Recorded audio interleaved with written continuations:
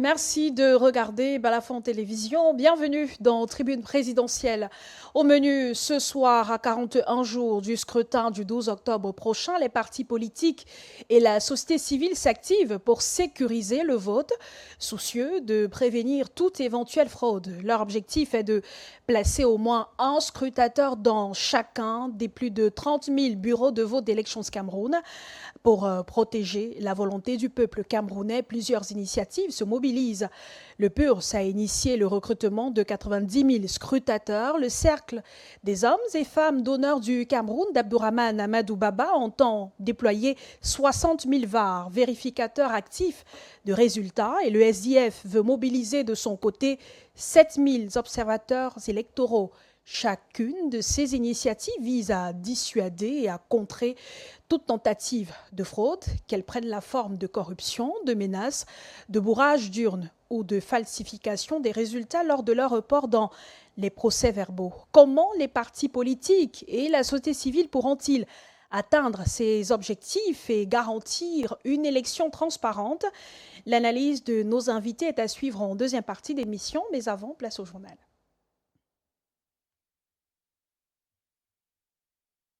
On n'a pas le retour son.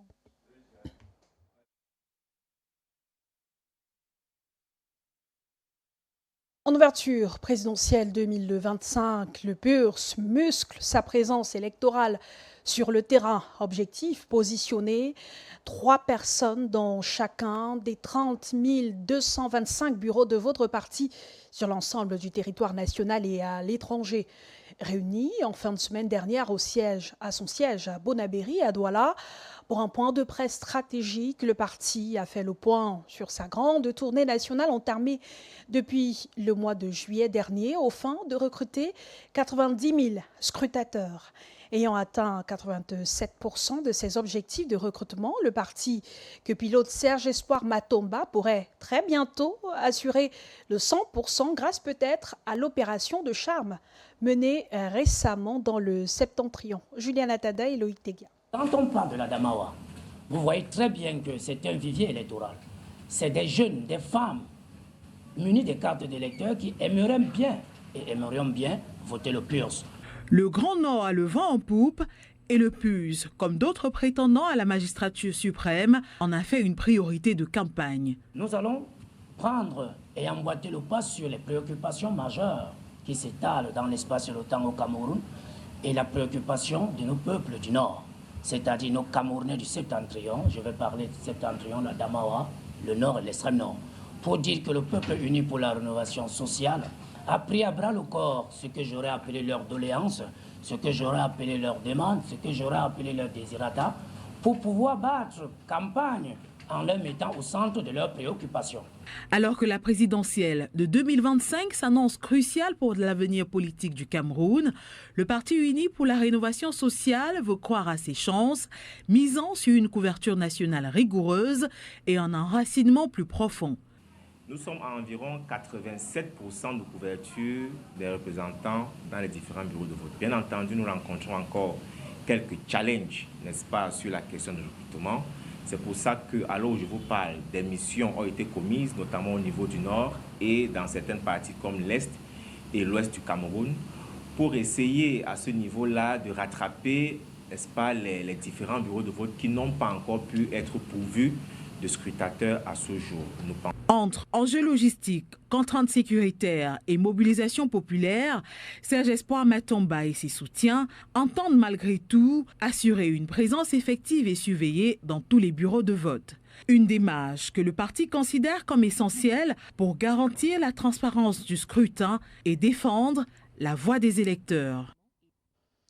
Élection régionale, le président de la République a convoqué par décret signé le 1er septembre le corps électoral pour les scrutins prévus le 30 novembre 2025. L'Union démocratique du Cameroun conteste Cette décision, estimant qu'elle fragilise la décentralisation et la démocratie locale, le parti dénonce la tenue du scrutin avec des conseillers municipaux en fin de mandat et critique le système des grands électeurs, plaidant pour un suffrage universel direct.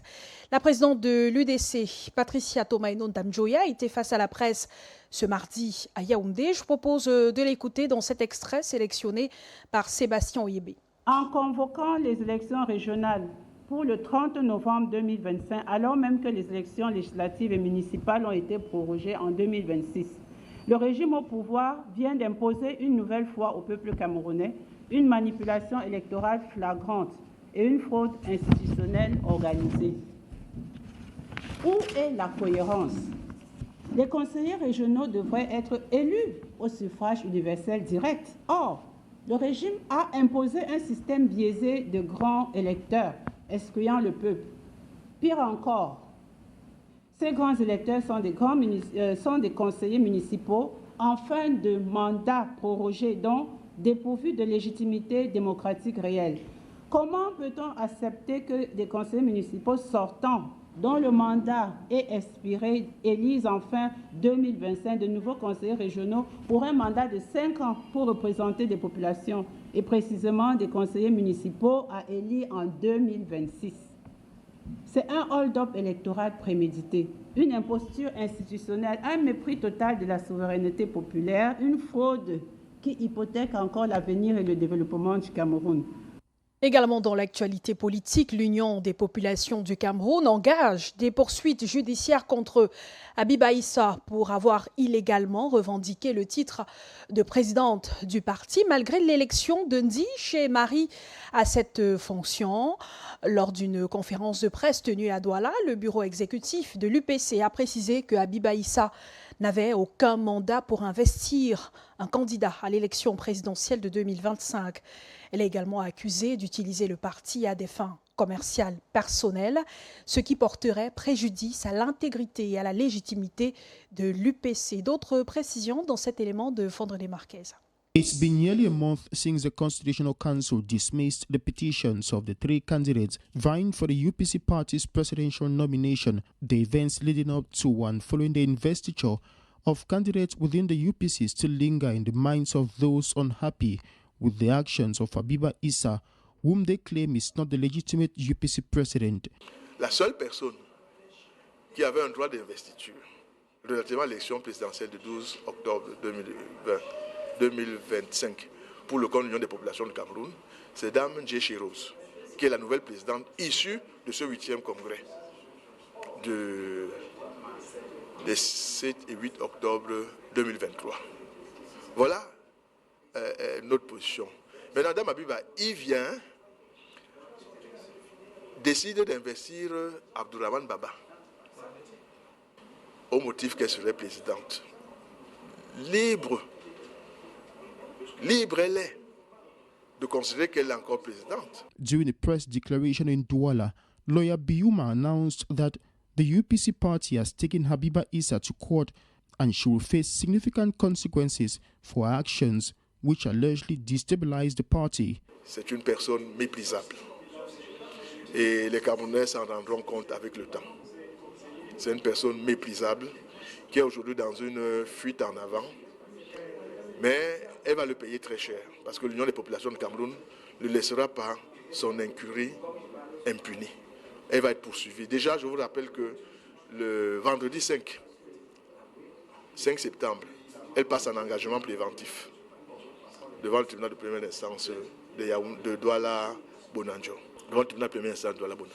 Elle passe en engagement préventif pour qu'elle cesse de se prévaloir la qualité de présidente de l'Union de la population qu'elle n'a pas.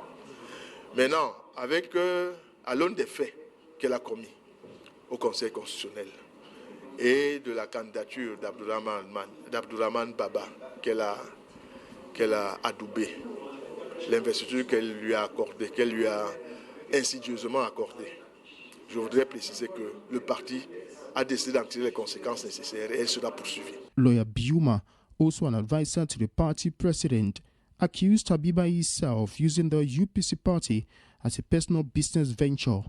Baïbek le fait par conviction. Ça, je le sais. Abiba, le parti aujourd'hui est devenu pour elle un fonds de commerce. However, the executive bureau headed by Nzieshe Rose emphasized that Belekenkot is not the Secretary General of the UPC party. Le Front pour le salut national du Cameroun le président notamment accuse les élites du Nord de contribuer au sous-développement de la région. Issa Chiroma Bakari a récemment adressé une lettre au président de l'Assemblée nationale, Kavaye Guédibril, l'appelant à jouer un rôle plus actif dans la réponse aux préoccupations de cette région du pays. Le candidat à l'élection présidentielle critique également le gouvernement de négliger la région du Nord. Fondre des Marquez nous propose un résumé de sa sortie. A damning letter addressed to the President of the National Assembly, Kavaye Guédibril, by Issa Chiroma Bakari has exposed the dire situation in the northern regions of Cameroon. Despite having prominent individuals from the north in government positions, the region remains woefully neglected, according to Issa Chiroma Bakari, with poverty, lack of infrastructure and underrepresentation in the public sector being major concerns. In his letter, Chiroma highlights that the North is the most impoverished region in Cameroon with high levels of poverty and poor living conditions.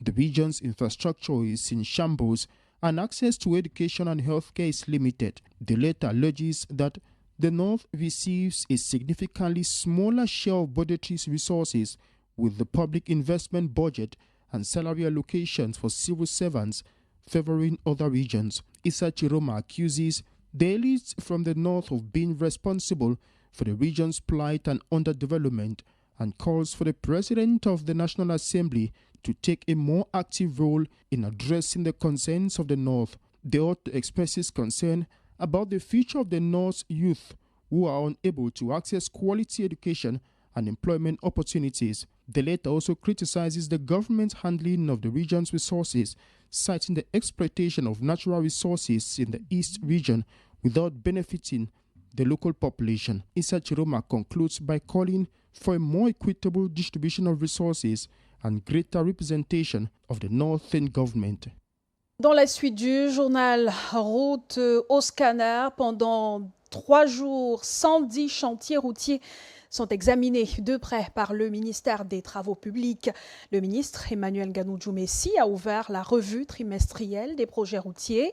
Un rendez-vous de vérité avec les équipes projets, les missions de contrôle et les entreprises. Objectif, lever les blocages, accélérer le rythme des travaux et offrir dès fin septembre des routes plus sûres et une meilleure qualité aux usagers. On fait le point avec Sébastien Oyébé et Julien Bapungué.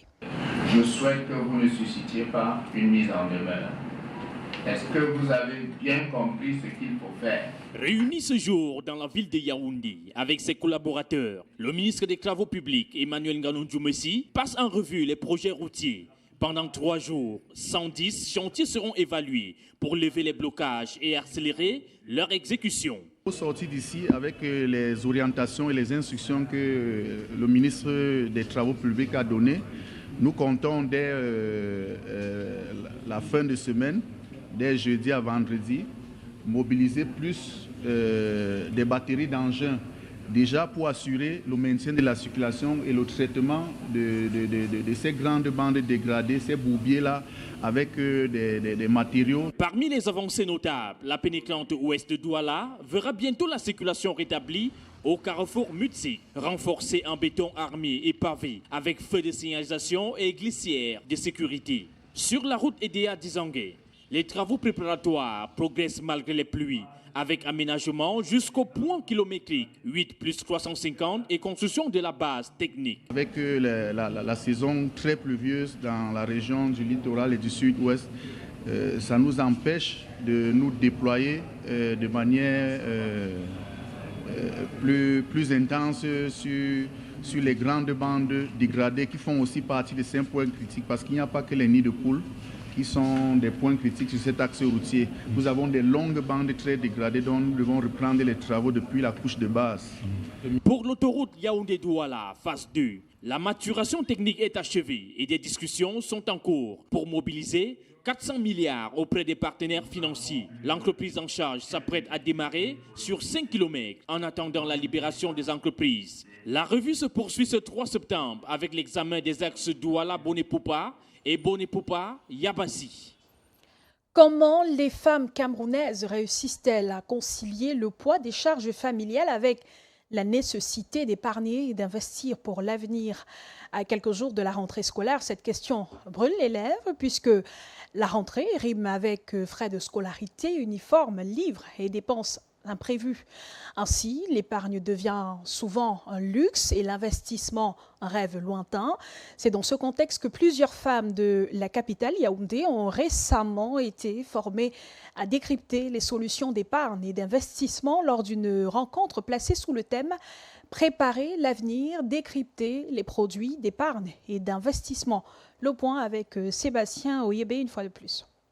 À l'approche de la rentrée scolaire, entre frais de scolarité, uniformes et charges domestiques, l'épargne reste un luxe pour beaucoup de femmes camerounaises. Moins de 24% d'entre elles disposent d'un compte bancaire et seuls 8% investissent dans des produits financiers formels. En tant que femmes, nous n'avons pas souvent les outils nécessaires pour pallier à ce manque d'éducation qui est en termes d'investissement. Au quotidien, on a tendance à juste déposer de l'argent dans les banques, sans toutefois vraiment avoir des objectifs par rapport à cet argent-là. C'est pour répondre à ce défi que l'association Women in Investment a récemment organisé la 3e édition de son talk sur le thème « Préparer l'avenir, décrypter les produits d'épargne et d'investissement ». Moi, je pense que les femmes devraient s'intéresser à leurs finances véritablement. Qu'elles s'asseyent et elles se disent « Ok, aujourd'hui, je suis dans les tontines, tout le monde est dans les tontines. Je suis dans une tontine, j'ai mon compte à la banque, mais qu'est-ce que je peux faire encore mieux ? Comment est-ce que je peux faire mieux pour avoir plus de rendement? Comment est-ce que je peux faire pour aujourd'hui être libre financièrement parlant? Pour ça, il faut justement s'intéresser à des événements comme ceux-là, des talks qui permettent justement de faire comprendre aux femmes comment est-ce qu'on peut sortir en fait des produits traditionnels qu'on a. Est-ce qu'on peut regarder un peu plus loin? Donc, il est important que chacun de nous puisse calculer par cette méthode magique et simple, cette formule-là, 50-30-20, afin de pouvoir atteindre son indépendance financière et puis maîtriser, au bout de cela, maîtriser en fait les outils d'investissement que nous sommes venus présenter aux dames ce jour. Comme ces femmes, plusieurs autres à travers le pays rêvent de bénéficier de ce type de formation qui n'est pas toujours accessible. Ce qui a poussé certains observateurs avertis à se demander si les Camerounaises vont véritablement réussir à transformer les contraintes du quotidien en véritable opportunité d'investissement.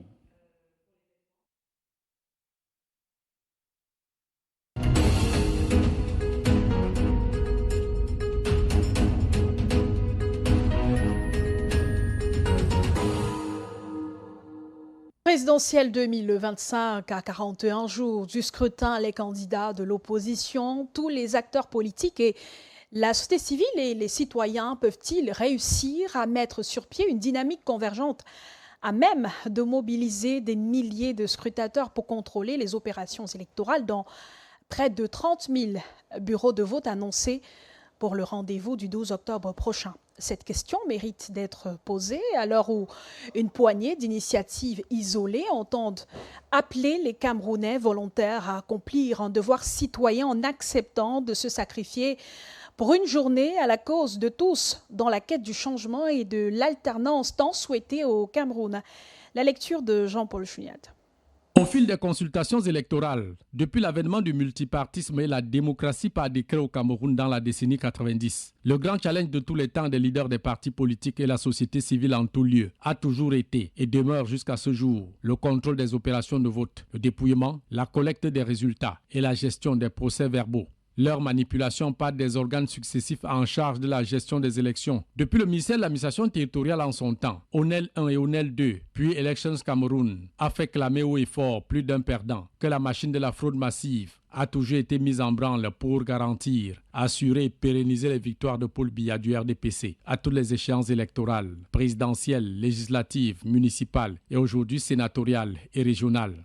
Et le point faible connu de tous et décrié par tous, le déploiement presque nul des scrutateurs des partis politiques de l'opposition dans les coins et recoins du territoire national, où seul le parti au pouvoir, grâce à l'utilisation des ressources et moyens de l'État, les élites locales parviennent à poster des scrutateurs et agents RDPC dans tous les bureaux de vote. De nombreux leaders des partis de l'opposition, à l'instar de Feni John Fundi du SDF, Adamou Damjoya de l'UDC en leur temps, avaient reconnu cette défaillance et même incapacité des candidats à pouvoir superviser et contrôler efficacement les votes jusqu'au résultat final, avec des urnes prenant souvent des directions inconnues sous les bons auspices des sous-préfets et préfets. Et la suite a été et est toujours ce que l'on sait déjà, la victoire du parti RDPC et son candidat naturel, Paul Biya. Pour la présidentielle de 2025, considérée la plus déterminante pour le changement et l'alternance à la tête du Cameroun, des acteurs politiques et de la société civile pour une fois se battent comme ils peuvent, annonçant déployer des milliers de scrutateurs dans tous les milliers de bureaux de vote sur l'étendue du pays.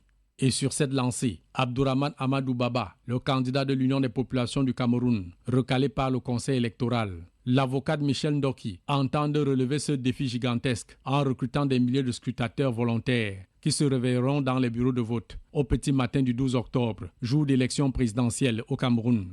Le candidat Serge Espoir Matomba du PURS a même dit avoir lancé un plan commando de recrutement de 90 000 scrutateurs, avec 86% déjà engagés, soit 77 400 scrutateurs prêts à défendre les suffrages des électeurs camerounais. La question cruciale de l'heure, toutes ces initiatives isolées sans une dynamique convergente permettront-elles de poster des scrutateurs dans les 30 000 bureaux de vote annoncés pour la présidentielle et ainsi réussir là où l'opposition trébuche aux élections depuis une trentaine d'années? Loin d'être un combat pour la seule opposition, c'est aussi l'affaire de tous les citoyens. Merci Jean-Paul Chouniat. Bienvenue à tous dans la deuxième partie de Tribune présidentielle. Nous sommes en direct sur Balafon Télévision et sur Radio Balafon. Vous pouvez nous suivre sur la page officielle de Balafon Télévision évidemment, sur les 922 et 515 du Bouquet, Canal+. Serge Gauthier Onanina, bonsoir, merci d'avoir accepté notre invitation. Vous êtes journaliste, mais ce soir, vous agissez en qualité de communicant de l'UMS, l'Union des mouvements socialistes. Merci d'avoir accepté notre invitation. Bienvenue. Merci infiniment à vous, Madame Mayo. Effectivement, je suis journaliste maintenant en congé à la périphérie. Oui. Vous savez que lorsque vous engagez dans le cadre d'une organisation partisane, vous suspendez systématiquement votre activité professionnelle. C'est la loi qui l'exige, mais c'est également la déontologie de notre corporation qui l'exige. Puisque j'ai la parole, j'en profite pour saluer donc nos militants, les militants de l'UMS, mais surtout les populations de l'extrême nord, notamment celles de Maroua, de Yagua et de Mokolo, qui nous ont réservé un accueil très chaleureux, convivial, amical, sympathique et cordial, d'abord à nos équipes, mais surtout à notre président national, l'honorable Pierre Kouemo, pour qui je communique ici, et qui est le candidat du peuple et de l'espérance. Roland Sapi, éditorialiste chez Balafon Média. Bonsoir Roland. Bonsoir Claude. Le docteur René Bonono Bakota est le secrétaire général du PURS, le Peuple uni pour la rénovation sociale. On l'a via Zoom, en direct. Bonsoir, docteur René Bonono. Merci d'avoir accepté de participer aux échanges de ce soir. Bonsoir, madame. Merci infiniment pour votre fleur en nous conviant à cette autre séance. On parle ce soir, messieurs, du casse-tête de l'observation électorale. Il y a des partis politiques qui ont initié des recrutements d'observateurs électoraux. C'est le cas du PURS qui s'est donné pour ambition de recruter 90 000 scrutateurs.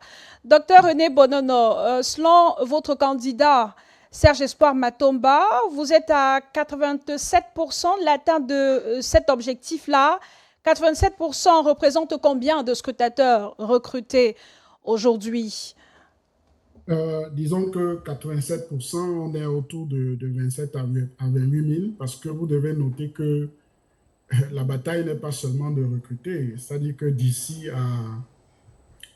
au scrutin, il y a un combat fatidique qui va se faire, puisque l'adversaire va tout faire pour débaucher justement ce que vous avez déjà pu recruter. Donc, c'est pour ça que nous avons mis la barre à un certain niveau pour être sûr au moins que ceux qui vont pouvoir arriver au 12 octobre et résister, parce qu'il y aura, comme d'habitude, des représailles et tout. En tout cas, ce sont des actes que nous essayons d'anticiper pour qu'on puisse avoir quand même le nombre requis qui nous permet d'avoir, parce qu'il faut bien comprendre que le tout n'est pas d'avoir un représentant dans les bureaux de vote, tel que le signalent les dispositions réglementaires, mais il y a un travail de supervision à côté qu'il faut faire, qui nécessite toujours des équipes qui vont devoir faire ce travail. Vous imaginez que si vous avez, par exemple, 100 bureaux de vote dans un arrondissement, il faut découper pour être sûr qu'on a le suivi des gens qui sillonnent à gauche, à droite, qui sont comme, si vous voulez, cette capacité-là à provoquer la dissuasion, même pour ceux qui nous représentent. Parce que je dois rappeler que nous avons eu une très triste expérience en 2018 où justement nous avions dans la Damawa un certain nombre de représentants dans les bureaux de vote. Et pour beaucoup de ces bureaux de vote, nous avons eu 0 voix. Vous imaginez bien ce qui signifie que les personnes que nous avons enrôlées pour ce travail, qui étaient à la base des militants, même ces personnes-là ne nous ont pas voté. Donc, il y a ces aspects-là qu'il faut prendre en compte. Le chiffre qui est annoncé, je suis certain qu'il va beaucoup évoluer parce qu'il y aura des débouchages pendant les 2 semaines. C'est malheureusement ça. Mais un acteur politique doit tenir compte de cette réalité. C'est pour ça qu'on ne cesse pas, on continue. On s'est dit 3 par bureau de vote au moins, en étant sûr qu'à l'arrivée, on peut avoir ne serait-ce qu'un seul qui va rester fidèle dans le travail qu'on attend en matière de sécurisation des votes. Vous dites qu'à présent, vous êtes entre 22 000 et 27 000 scrutateurs déjà enregistrés au niveau du PURS. Ces personnes qui sont venues se faire enrôler, ce sont des militants du parti, ce sont des Camerounais lambda qui soutiennent votre candidat. Qui ils sont? Au-delà, c'est d'abord non. Il faut savoir que c'est un processus qui commence à la base. C'est-à-dire qu'en début d'année, de chaque année, il faut avoir des représentants dans les bureaux de vote, du moins dans les commissions locales de révision des listes électorales. Ça signifie que pour ce cas-là, il faut avoir un représentant par bureau de vote. Donc nous partons d'abord de ces acquis dans les arrondissements où nous avons des représentants pour essayer donc d'enrôler un certain nombre de personnes. Maintenant, à côté de ça, une autre façon de procéder aussi, c'est justement des connaissances personnelles qui ne sont pas forcément militants du parti, mais qui, étant électeurs dans un bureau de vote, peuvent accepter justement de représenter le candidat. Parce qu'il faut le dire, représenter un candidat ne signifie pas qu'on est militant de ce parti. C'est juste que le mandat qu'on va délivrer à la personne qui va devoir présenter ce jour-là à la commission locale de vote, il doit clairement signaler le candidat qu'il représente. Donc, et c'est ce que nous tentons de dire aux Camerounais, que pour ceux qui ont peur, comme on est dans le contexte camerounais, que ça va directement glisser au fait qu'ils appartiennent à un parti politique. Non, mais je crois que la sécurisation des votes est valable pour tout le monde. Ça ne doit pas être une affaire simplement d'un parti politique, parce que on a quand même des bonnes expériences dans ce pays de sécurisation des votes, par exemple dans le Noun, tel que ça se passe, c'est-à-dire que les citoyens eux-mêmes sécurisent le vote de telle sorte que la vérité des urnes ne doit pas être dérobée pour autre chose. Donc, c'est ça l'objectif. Et par conséquent, si on est dans cette perspective, ce n'est pas une affaire forcément simplement de parti politique ou de candidat. C'est une affaire qui concerne tout le monde parce que ça protège la souveraineté, justement, de l'électeur et du peuple, de telle sorte que sa volonté soit traduite telle qu'elle a exprimée. Je reprends vos propos. La surveillance des votes devrait faire partie des priorités des partis politiques. Serge Gauthier, vous représentez ce soir un parti politique. Est-ce que cet aspect est une priorité pour l'UMS? On a quand même vu certains partis politiques faire des sorties, dévoiler officiellement leur volonté de faire en sorte qu'on ait au moins en 2025, des élections transparentes. C'est pourquoi il faut absolument que les Camerounais, de manière bénévole, s'associent à de telles initiatives pour la surveillance de vote au niveau de chaque bureau. Est-ce qu'à l'UMS, ça fait également partie des priorités? Et quel est l'objectif que vous visez? Alors, avant de répondre à votre question, je voudrais rassurer nos populations de l'extrême nord, parce que nous avons, pendant notre mobilisation là-bas de campagne, Mokolo. À Mokolo, à Yagua et à Maroua également, subi un ensemble de crocs en jambes, de pots de banane. Et puis, d'abord, le jour où nous étions à Mokolo, il y avait des problèmes de perturbation Internet. À Yagua, on a expressément coupé l'énergie électrique qui a été rétablie net à la fin de notre meeting. À Maroua, où nous avons un siège dans un hôtel de la place, Misaos, pour ne pas lui faire la publicité. Le gérant était dans tous ses états hier parce que l'élite RDPC de cette localité lui demandait pourquoi elle nous a accordé, parce que c'est là-bas où se trouve notre quartier général. Pourquoi? Vous voyez donc que le processus électoral, ça fait partie du processus électoral et des manœuvres malsaines, vicieuses et perverses des concurrents. Maintenant, quand j'ai fini de le dire, il faut dire que là, il s'agit ici pour la surveillance du vote d'une surveillance citoyenne, au-delà de la surveillance militante.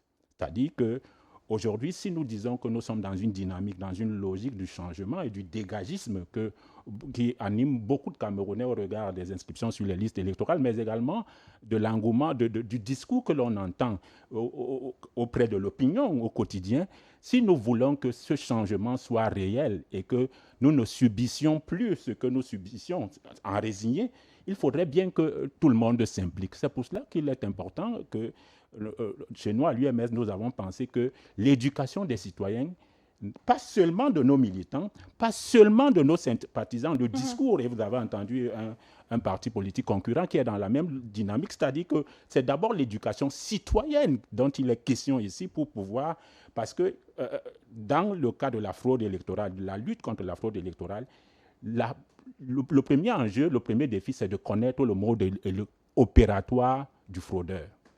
Quand on a connu le mode opératoire du fraudeur, il faut maintenant éduquer la masse, former tout ce qu'on recrute, les scrutateurs, les citoyens, les électeurs, les militants. Et nous ne sommes pas hyper ambitieux, nous sommes réalistes parce que nous savons que nous avons fixé notre barre à 9000 en se disant que nous aurons une dynamique de mutualisation, mais également de combinaison de forces, d'énergie, mais également entre partis politiques, entre citoyens, entre organisations de la société civile, notamment les observateurs nationaux principalement. Nous savons qu'il faut une surveillance en temps réel, parce que le grand défi, c'est cette surveillance en temps réel à l'intérieur du bureau de vote, à travers les représentants et les scrutateurs au moment du dépouillement, à la fin du vote, mais surtout autour du bureau de vote, parce qu'il y a un ensemble d'enjeux, notamment en termes d'achat des consciences des électeurs, mais en termes également de désordre à créer lorsque les uns et les autres trouveraient qu'il y aurait un vote pour une sensibilité par rapport à une autre sensibilité lors du dépouillement. C'est-à-dire que dans les formations que nous sommes en train de faire, nous disons par exemple aux électeurs qu'il y a une possibilité que lors du dépouillement, parce qu'un candidat, notamment le parti au pouvoir, qui a toute une sophistication dans la fraude, se retrouve dans la volonté de perturber le dépouillement. Nous avons donc des réflexes, parce qu'il est important d'inculquer des réflexes. Mais vous dites que vous allez former, vous allez inculquer certaines notions aux citoyens qui voudront bien surveiller le vote le jour du scrutin. Est-ce que vous connaissez toutes les manœuvres ou bien toutes les stratégies du camp d'en face? Forcément, ces manœuvres-là évoluent au fil des années.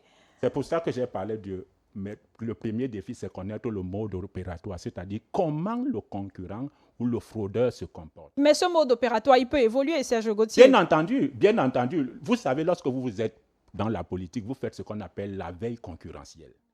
Comme dans les médias, c'est-à-dire que vous devez savoir comment votre concurrent se comporte, comment il évolue, quelle est la réception que le public. C'est la même chose quand vous êtes engagé à une élection. Vous faites la veille sur tous vos différents concurrents, mais comme nous sommes dans une élection présidentielle dans laquelle on a toujours...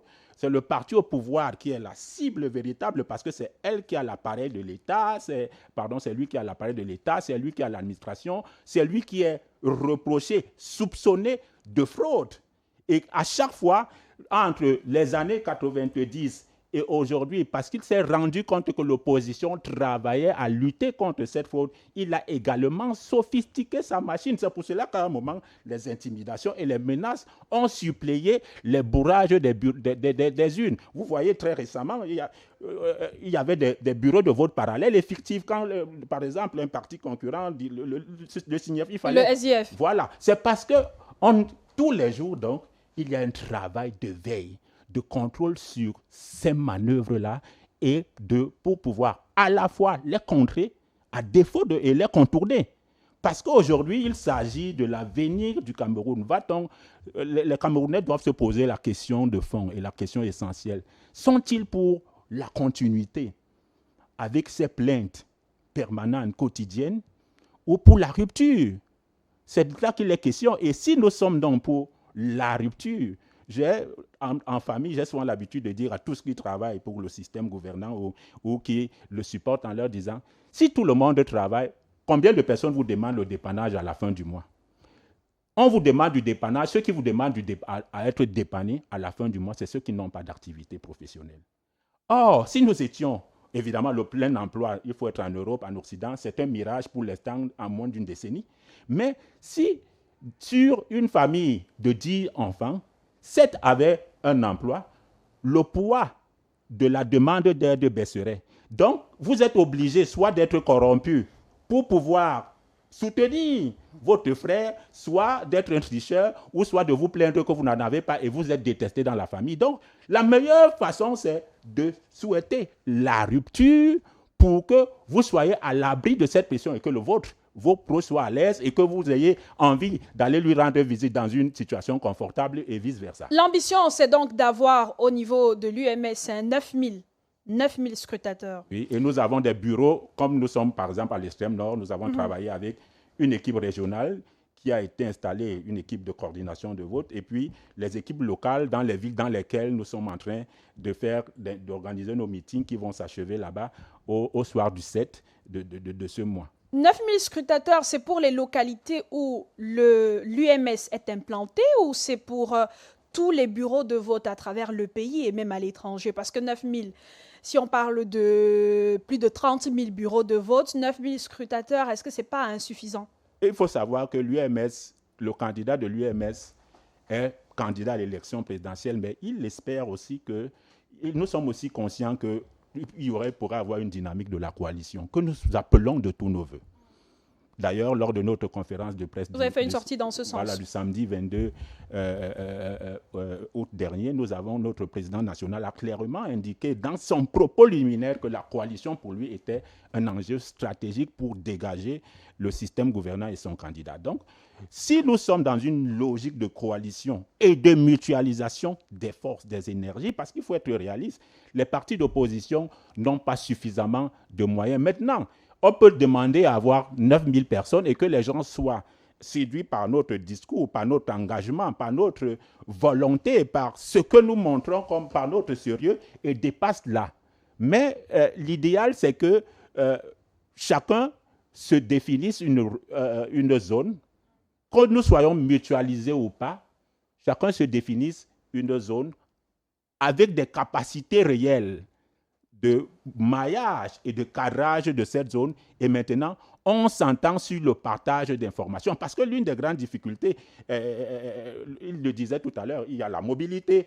On ne peut pas être partout, mais on peut jouer, question mobilité, synergie des moyens, on peut jouer également sur le digital, qui sera il faut savoir que pour 2025, l'élection de 2025, le digital sera l'un des acteurs clés. Parce qu'en 2018, par exemple, sa pénétration était inférieure, et puis la maîtrise même de tous les outils du digital n'était pas bien maîtrisée. Maintenant, il y a des formations dessus, si on peut insister dessus, sur la désinformation pendant la période électorale, parce que ça va faire partie également du processus entre images, fausses images truquées, audio truquées, même manipulation des algorithmes pour mettre en difficulté un certain nombre de candidats. Donc il y a tout un travail que nous sommes en train de faire dessus. Sur le plan technologique, nous allons le partager avec les partis concurrents. Donc votre initiative compte se greffer à celle des autres. Il y a le PURS, il y a le PCRN qui a fait une sortie également dans ce sens.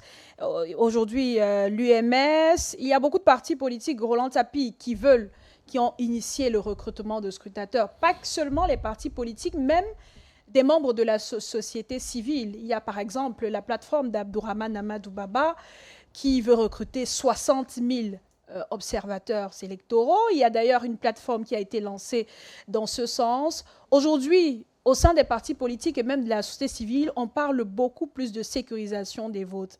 Est-ce que c'est à ce niveau-là que l'opposition a peut-être péché lors des dernières élections? Sinon, pourquoi une telle mobilisation autour de la surveillance du vote aujourd'hui?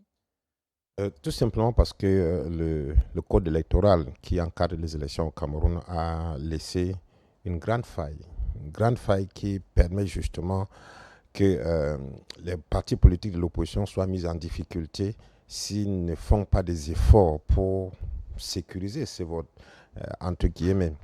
Et je dois avouer que j'ai beaucoup de la peine de voir cette débauche d'énergie, réelle ou fictive, des différents partis politiques qui annoncent les chiffres par-ci, par-là, qui annoncent des stratégies par rapport à ce qu'ils sont en train de faire pour avoir des scrutateurs et autres. Parce qu'effectivement, d'après le code électoral, s'ils ne font pas ça, ils sont d'avance complètement barrés. Le code électoral prévoit que le jour de l'élection, dans les bureaux de vote, il y a ce qu'on appelle les commissions locales de vote, qui sont constituées par un président qui est désigné par ELECAM et par un responsable de l'administration. À ces deux doivent s'adjoindre les représentants de chaque parti politique, ou plutôt les représentants des candidats, puisqu'on parle d'élection présidentielle. Notez que si on était dans un système sérieux, parce que quand vous parcourez les codes électoraux d'autres pays, vous voyez comment ça se passe, ce n'est qu'au Cameroun que les partis politiques doivent se battre pour dire qu'ils sécurisent les votes. Et l'ECAM est un organe étatique. De même que le représentant de l'administration dont on parle, qui devait être dans un bureau de vote, est un représentant désigné par le sous-préfet de la localité, de l'arrondissement, qui représente également l'État. Et si on était dans une logique où l'État travaille pour tout le monde, pour le public, pour la population globale, on n'aurait plus besoin qu'il y ait des scrutateurs, que les partis politiques se battent à avoir et encore quelqu'un dans le même bureau de vote.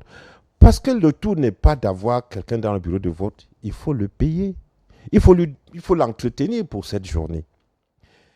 Et je glisse là-dessus pour dire que quand j'entends le PURS dire qu'ils sont déjà à près de 21 000 personnes recrutées, je me dis qu'ils doivent avoir beaucoup d'argent. Parce que seulement, si on prévoit seulement 5 000 francs à donner à un scrutateur le jour du vote, si on calcule sur les 21 millions dont on parle, ils sont déjà à 105 millions de francs CFA. Et le PURS a d'ailleurs initié une levée de fonds, 1 000 francs pour surveiller le vote. Le docteur Bonono aura l'occasion de revenir dessus tout à l'heure. Ça veut dire qu'il faut une masse d'argent importante pour chaque parti politique pour s'assurer qu'il a le minimum dans les bureaux de vote. Ce n'est pas donné. Je dis ça pour dire quoi? Que, en réalité, si le système électoral était sain, propre, on n'aurait pas ces problèmes parce que s'il y a déjà 2 représentants de l'État, c'est-à-dire qui sont payés par les impôts des individus, le représentant de l'administration, le représentant de l'ECAM, on n'aurait pas besoin de courir, d'être encore là pour faire ce travail de surveillance. Ça veut dire qu'on est dans un système où on n'a pas confiance, on n'a plus confiance en l'État. Et il faut combler le vide laissé par l'État, entre guillemets, puisque... Ben évidemment, c'est-à-dire que c'est tout cela qui fait en sorte que les partis politiques soient aujourd'hui en train de se battre comme ils peuvent là. Sauf que là, il y a une difficulté, à côté de la difficulté financière. Les partis politiques, en réalité, n'ont pas, pour ce cadre-là, ils n'ont pas de choix que de se mettre ensemble. Ils n'ont pas de choix s'ils veulent vraiment surveiller ce vote. Parce que figurez-vous, s'ils partent en rang dispersé, le code électoral prévoit que dans chaque bureau de vote, la commission locale de vote, en dehors du représentant de l'ECAM, du représentant de l'administration, doit avoir le représentant de chaque candidat. Ça veut dire que s'ils ne se mettent pas ensemble, d'un côté, tel candidat sera en train de faire des efforts pour avoir de l'argent pour son scrutateur de l'intérieur, tous les autres seront en train de faire le même effort et finalement, ils peuvent se retrouver en train de dépenser dans un bureau de vote 711 autour de 50 à 55 000 francs de vote, alors qu'ils auraient pu, s'ils étaient ensemble, pu dépenser que 5 000 francs s'ils se mettent ensemble pour un seul candidat. Ou même pour la moitié. Ou pour la moitié. Donc, sur ce plan-là, ils n'ont pas de choix en réalité. Parce que quand j'entends des chiffres qui sont avancés, je suis quand même un peu dubitatif. Peut-être le docteur nous le dira un peu plus davantage. Mais on ne peut pas aller en campagne électorale en faisant des spéculations. Si les opérations de collecte d'argent qui ont été lancées n'aboutissent pas à la fin, qu'est-ce qu'on va faire des gens qu'on a au moins contactés pour travailler dans ce jour-là? Qu'est-ce qu'on va faire de leur pays? Il ne faudrait pas qu'à la fin, on commence à dire « Oh, tel est un escroc, il n'a pas fait ceci ou cela ». Il faut qu'on ait à l'avance des moyens financiers suffisants pour garantir un certain nombre de choses et n'attendre un surplus que pour gérer un certain nombre de choses. Donc, ce que je veux dire, c'est que on ne peut pas faire comme si tout allait très bien et que les partis politiques ont raison de s'époumoner comme ils sont en train de faire. Il faudrait qu'à partir de là, qu'on comprenne très bien que les partis politiques, les candidats, en temps normal, dans les batailles qu'ils mènent, devraient également se battre pour que ce code électoral soit revu pour éviter effectivement que ce genre de choses ne se reproduisent. Ou tout au moins que l'organe en charge de l'élection et les CAM soient suffisamment neutres, indépendants, de telle sorte qu'on peut lui faire confiance quand on est candidat, que d'être encore en train de chercher quelqu'un pour mettre là, comme si on voulait le surveiller lui, alors qu'il est là pour travailler pour l'État. Vous voyez un peu ce que je veux dire. Les partis politiques sont à la recherche de gendarmes en civil pour surveiller le vote. Nous avons été rejoints par David Moukoudi. Bonsoir David, merci d'avoir accepté notre invitation. Vous représentez l'ONG Un Monde à Venir, une ONG qui défend régulièrement les droits de l'homme et promeut la participation citoyenne. Un Monde à Venir a pris l'habitude de former les scrutateurs.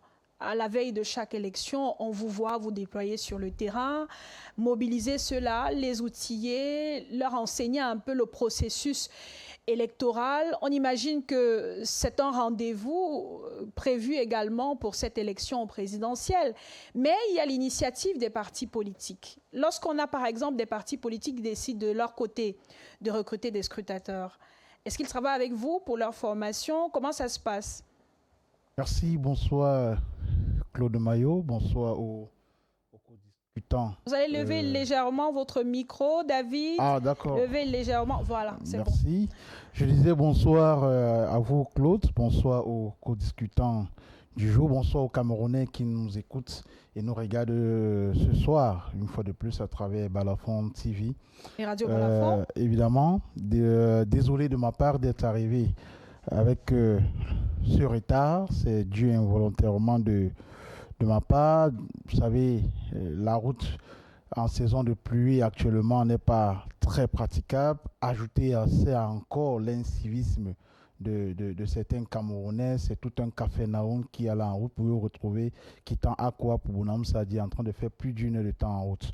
Ceci étant, je crois que tout ça participe aussi au contexte électoral actuel, en espérant que les différents candidats qui sont en lice vont nous proposer quelque chose de plus digeste, de plus soft, pour résoudre définitivement cet épineux problème d'état de la route et également de l'incivisme des uns et des autres.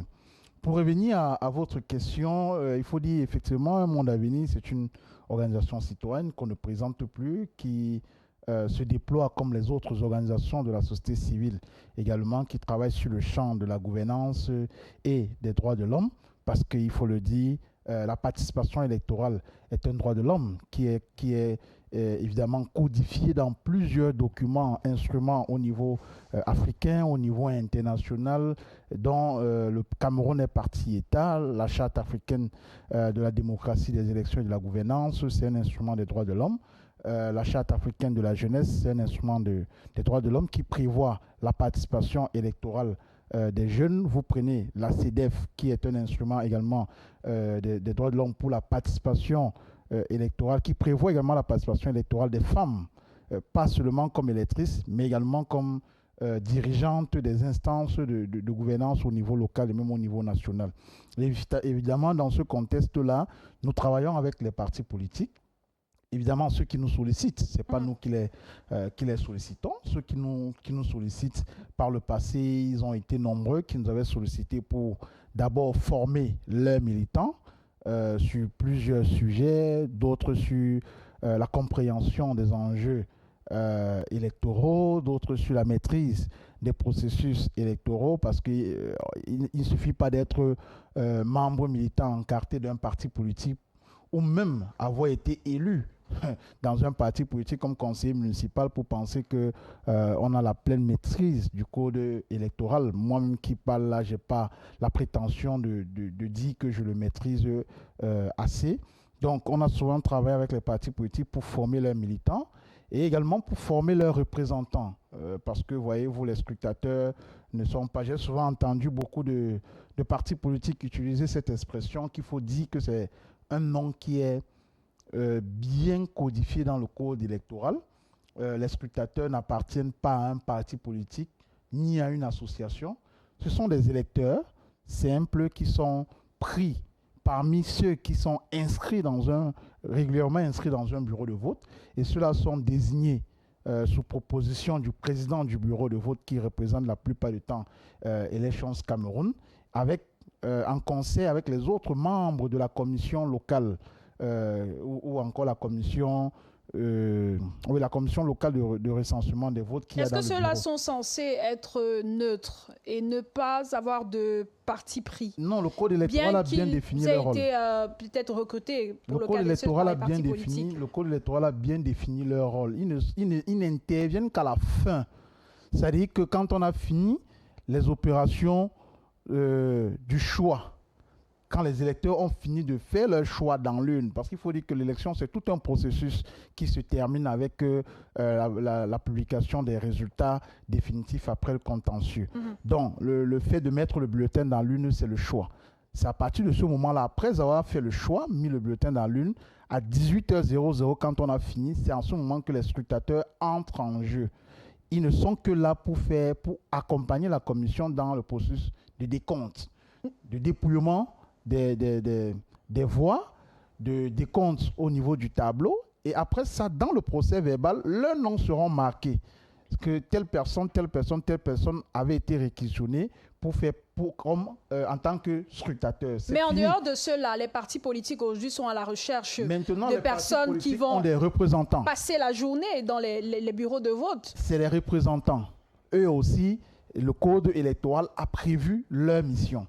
Ils sont là, il faut dire qu'aujourd'hui, ce qu'on voit aussi au Cameroun, le fait qu'on mette un représentant devant les bulletins, qui s'assoit en longueur de journée devant les bulletins de son candidat, c'est une aberration que ce n'est qu'au Cameroun qu'on voit ça, et peut-être dans d'autres pays ici en Afrique.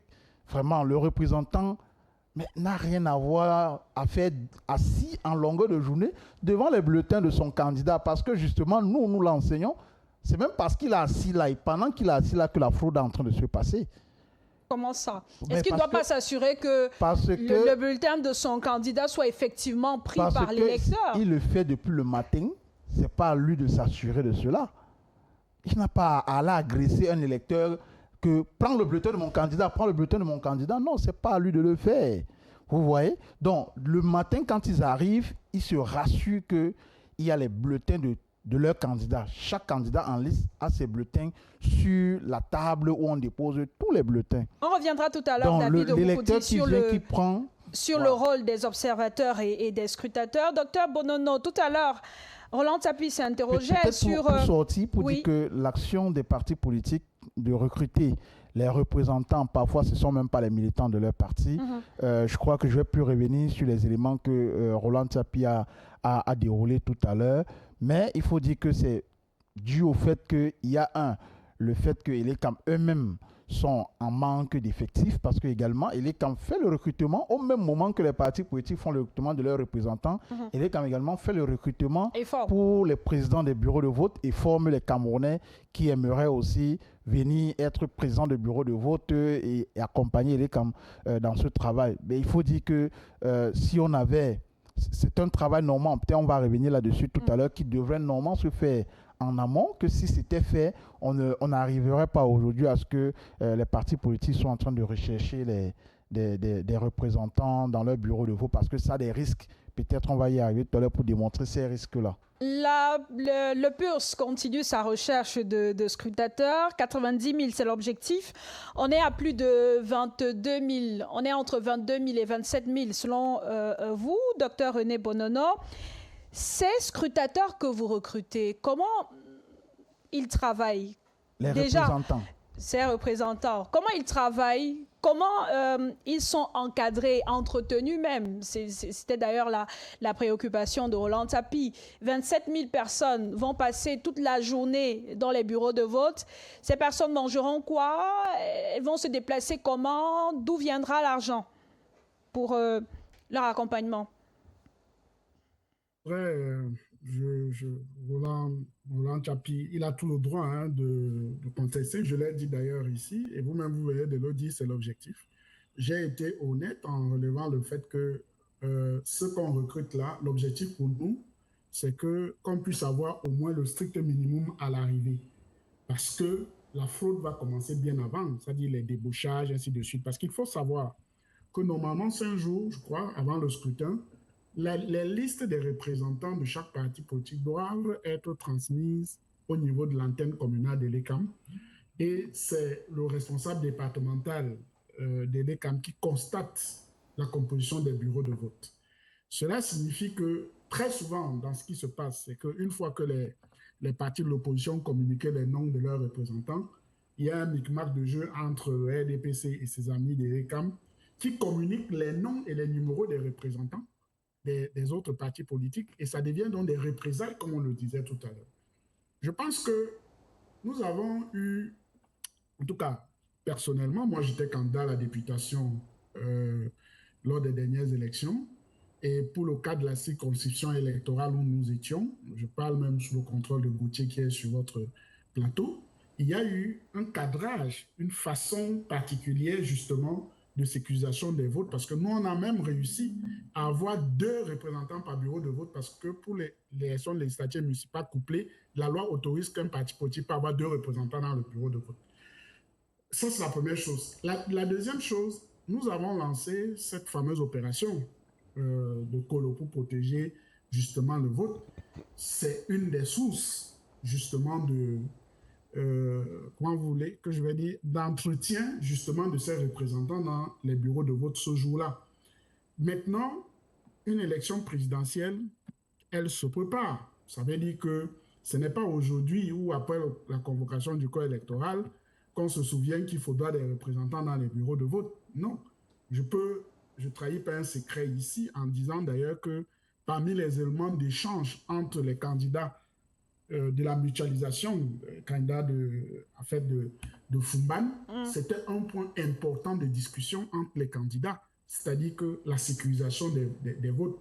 Nous sommes également conscients qu'il y aura forcément de la mutualisation. On l'a toujours fait avec les autres partis politiques. L'UMS qui est là, c'est-à-dire que s'il y a des localités où il est représenté et que nous avons cette information à travers les échanges qu'on peut avoir, nous sommes preneurs, effectivement. Et dans notre démarche également, s'il y a des candidats qui aimeraient, où nous sommes représentés dans des bureaux de vote, on peut partager l'information, il y aura justement ces possibilités, ces ponts qui vont s'établir. Mais avant d'établir les ponts, il faut être capable d'apporter quelque chose sur la table de la mutualisation. Sinon, on se retrouve dans une situation où vous n'avez pas... Quand on parle de 9 000, 15 000, 20 000, 60 000, on dit OK, in fine, par rapport à ce qui est proposé, voici concrètement ce qu'on peut contrôler. Pour l'instant, effectivement, comme vous le dites, M. Tchapi, on ne donne pas de l'argent. Nous avons eu actuellement nos représentants dans l'extrême nord. En fait, je cite ce cas pour voir effectivement, il y a des candidats qui proposent 10 000 francs par jour. Côté de l'extrême nord, on dit aux gens qu'on ne peut pas faire ce genre de proposition parce qu'on n'est pas sûr d'assumer. Pendant les élections législatives et municipales, nous étions autour de 1500 et 2000 candidats par représentant dans les bureaux de vote. Donc, il faut tenir compte aussi, je voudrais dire à Roland de ne pas parler par rapport à son statut à lui. Vous savez, dans nos villages, c'est vrai qu'avec 2000 francs... 500 pourrait suffire. Ça représente beaucoup. Vraiment, dans les villages, on a eu cette expérience-là. Mais comme je le dis, il y aura forcément des situations qui vont se produire. On parlait des bastonnades. Ce que nous sommes en train de prévoir, c'est de solliciter auprès du ministre, la loi nous autorise justement, de pouvoir mobiliser les huissiers ce jour-là. Parce que très souvent, ce qui se passe, nous avons eu des représentants, par exemple, à la commune de Ndi qui, en 2020-2010, à une certaine heure, on sentait déjà que le vote était en train de plier d'une façon ou d'une autre. Le préfet a dépêché une tournée immédiate. Et quand il est arrivé dans les bureaux de vote, il sortait tous les représentants des partis politiques de l'opposition. Mais comment prouver ça dans une situation de contentieux post-électoral s'il n'y a pas de constat d'huissier? Ça veut dire que... Mais la loi également permet cela. Et nous savons que ça va être une autre bataille. Parce que sinon, s'il n'y a pas de constat d'huissier, c'est difficile de prouver un certain nombre de situations. Maintenant, je suis d'accord avec Roland sur le fait que moi, j'ai toujours dit que c'est une arnaque, en fait. C'est un piège dans lequel l'opposition est tombée. C'est-à-dire cette affaire de représentants dans les bureaux de vote. Ça suffit d'abord financièrement. Financièrement. C'est-à-dire que cet argent aurait pu servir pour la campagne, mais on est obligé de l'utiliser. Parce que souvenez-vous, après 2018, lors du contentieux post-électoral, la question qu'on posait aux partis politiques d'opposition, c'est que vous aviez combien de représentants dans les bureaux de vote pour dire même que vous avez gagné l'élection. Vous comprenez un peu ce traquenard dans lequel l'opposition... Si on était effectivement dans quelque chose de transparent, de clair, un parti politique n'a pas besoin d'avoir des représentants dans les bureaux de vote. C'est-à-dire que le processus est clair, il se fait normalement. L'expression du suffrage est clairement présentée. Mais on est obligé, dans le contexte actuel de la situation, de le faire. On n'a pas le choix que de recruter des représentants. Ça va même plus loin. Gauthier le disait. Souvenez-vous que lors des dernières élections, le 7 octobre 2018, quelle est la première action que le régime a posée pour une région comme l'extrême nord? C'était de suspendre Internet, de suspendre la lumière, pendant que les opérations de vote se posaient, je vais dire les opérations de comptage de vote se passaient. Il y a eu deux actions qui étaient posées. Ça veut dire que même transmettre le PV photocopié, du moins filmé, c'était assez difficile pour avoir des résultats. Mais au fur et à mesure que nous avançons, vous l'avez dit, qu'il y a comme l'adversaire mute dans ces stratégies de fraude. Et nous devons également prendre la peine de nous adapter. Nous ne disons pas que en leur faisant tout ça, on va pouvoir contenir toute la fraude. C'est pour ça que nous appelons. Malheureusement, on a perdu le docteur Bododo. On va essayer de l'avoir tout à l'heure. Mais Serge Gauthier, selon ce qu'il dit, chaque parti politique va venir avec sa liste, avec sa part d'observateurs électoraux. Donc, ils ne travailleront qu'avec les partis politiques ou les candidats qui auront recruté au moins des scrutateurs électoraux pour qu'ensemble, des représentants, pour qu'ensemble, ils s'accordent sur le déploiement de ces derniers. Maintenant, concernant la prise en charge, évidemment, ce n'est pas une initiative. L'argent ne vient pas, pour le cas du PUR, l'argent ne vient pas du parti, mais il y a une levée de fonds qui a été initiée, qui fait en sorte que des Camerounais, des bénévoles décident de contribuer, de donner 1000 francs pour la prise en charge de cela. Mais est-ce que ça garantit forcément, je posais la question tout à l'heure à David Moukoudi, est-ce que ça garantit forcément la neutralité de cela? On est d'accord que les observateurs ne sont pas les membres de partis politiques. Ce sont des citoyens lambda, bon, bien qu'ils aient leur carte d'électeur et qu'ils voteront le jour-là. Ce sont des personnes qui soutiennent forcément une personne, un candidat à l'élection présidentielle. Est-ce que ça garantit, malgré la formation et autres, ça garantit que ceux-là feront effectivement leur travail et n'auront pas un penchant pour un candidat ou pour un autre? Madame, si nous étions dans un système rigoureux, le bulletin unique aurait résolu d'abord la question des représentants dans les bureaux de vote. Parce que c'est sur le même bulletin qu'on viendrait cocher pour le candidat choisi. Donc ça résolverait la multiplicité des bulletins de vote, l'embarras de ce qu'il faut être représenté. Deuxièmement, il faut savoir que, comme je le disais concernant l'UMS, l'Union des mouvements socialistes, dont notre candidat est Pierre Kouemoy, nous avons décidé de créer des coordinations régionales et locales parce que, à la vérité, nous qui sommes au niveau central ne connaissons pas la moralité, la probité et l'intégrité de chacun. Or, ceux qui les recrutent de leur côté, puisqu'ils ont eu un travail de développement personnel et de réarmement moral qui fait en sorte qu'ils soient conscients des enjeux, cela leur permet donc d'aller identifier clairement les personnes sérieuses avec lesquelles on pourrait éventuellement travailler. Évidemment, la perfection n'étant pas de ce monde, il y a toujours une marge d'erreur. Même les statisticiens, lorsqu'ils font des calculs, ils mettent 8% de la marge d'erreur. Donc nous la prévoyons aussi. Nous savons que l'être humain est ondoyant et divers. Je vais même aller plus loin en vous disant, en citant quelqu'un. Vous savez, il y a un général au Sénégal qui est malheureusement décédé et qui nous a quittés en 2019, qui s'appelle Lamine Cissé, qui a été chef d'état-major de l'armée sénégalaise, qui a été ministre de l'Intérieur. C'est lui qui a organisé les élections de 2019, je crois, qui ont fait battre le président Abdoulaye Wade, et il a été chef de bureau des Nations Unies à l'Ouest, en Afrique de l'Ouest. Il disait que dans aucun pays africain, aucune justice n'est indépendante, aucune armée n'est indépendante, aucune cour constitutionnelle n'est indépendante. Mais les seules choses qui permettent de gagner, et c'est ce que nous disons, c'est ce message que nous tenons auprès des citoyens. Vous voyez, j'insiste toujours sur la notion des citoyens parce que ça dépasse le simple cadre partisan. C'est 1, la victoire nette et claire d'un opposant. 2, une mobilisation du peuple, de la société civile, de la classe politique pour le respect des résultats issus des urnes. Donc si le peuple qui veut le changement n'accompagne pas lui-même cette dynamique, nous aurons beau, et c'est pour ça que vous parlez de moralité, parce qu'il faut qu'on travaille, on a du temps pour travailler cette moralité, ce développement personnel, ce réarmement. Et qu'est-ce que nous leur disons généralement? Nous leur disons que ici, la vraie menace pendant l'élection, c'est 1, notre paresse à comprendre les enjeux. Il faut absolument que nous sortions de cette paresse. 2, notre silence à réagir. 3, notre lenteur à riposter.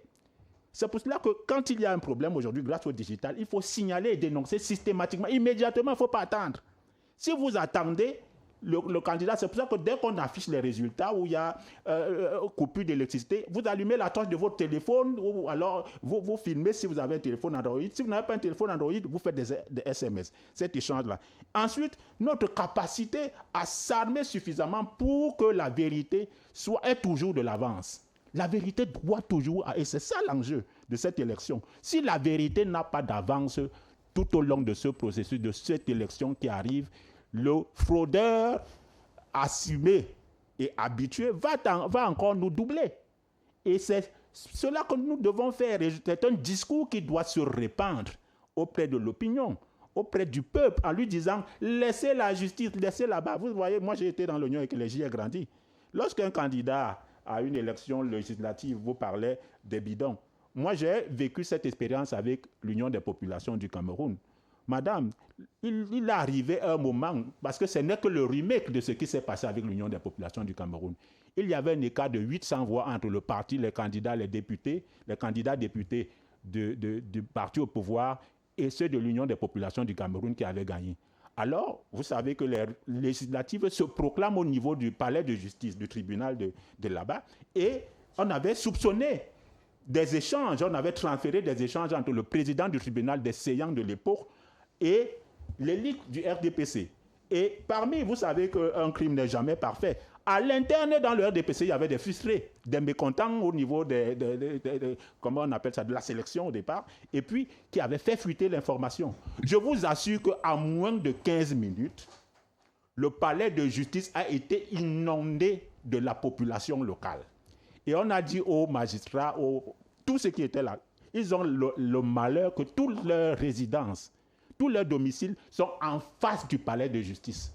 Et la population leur a dit, on va voir comment vous allez sortir de là. Sans les résultats. Tout le monde avait les résultats dans son téléphone, on les a transférés à tout le monde.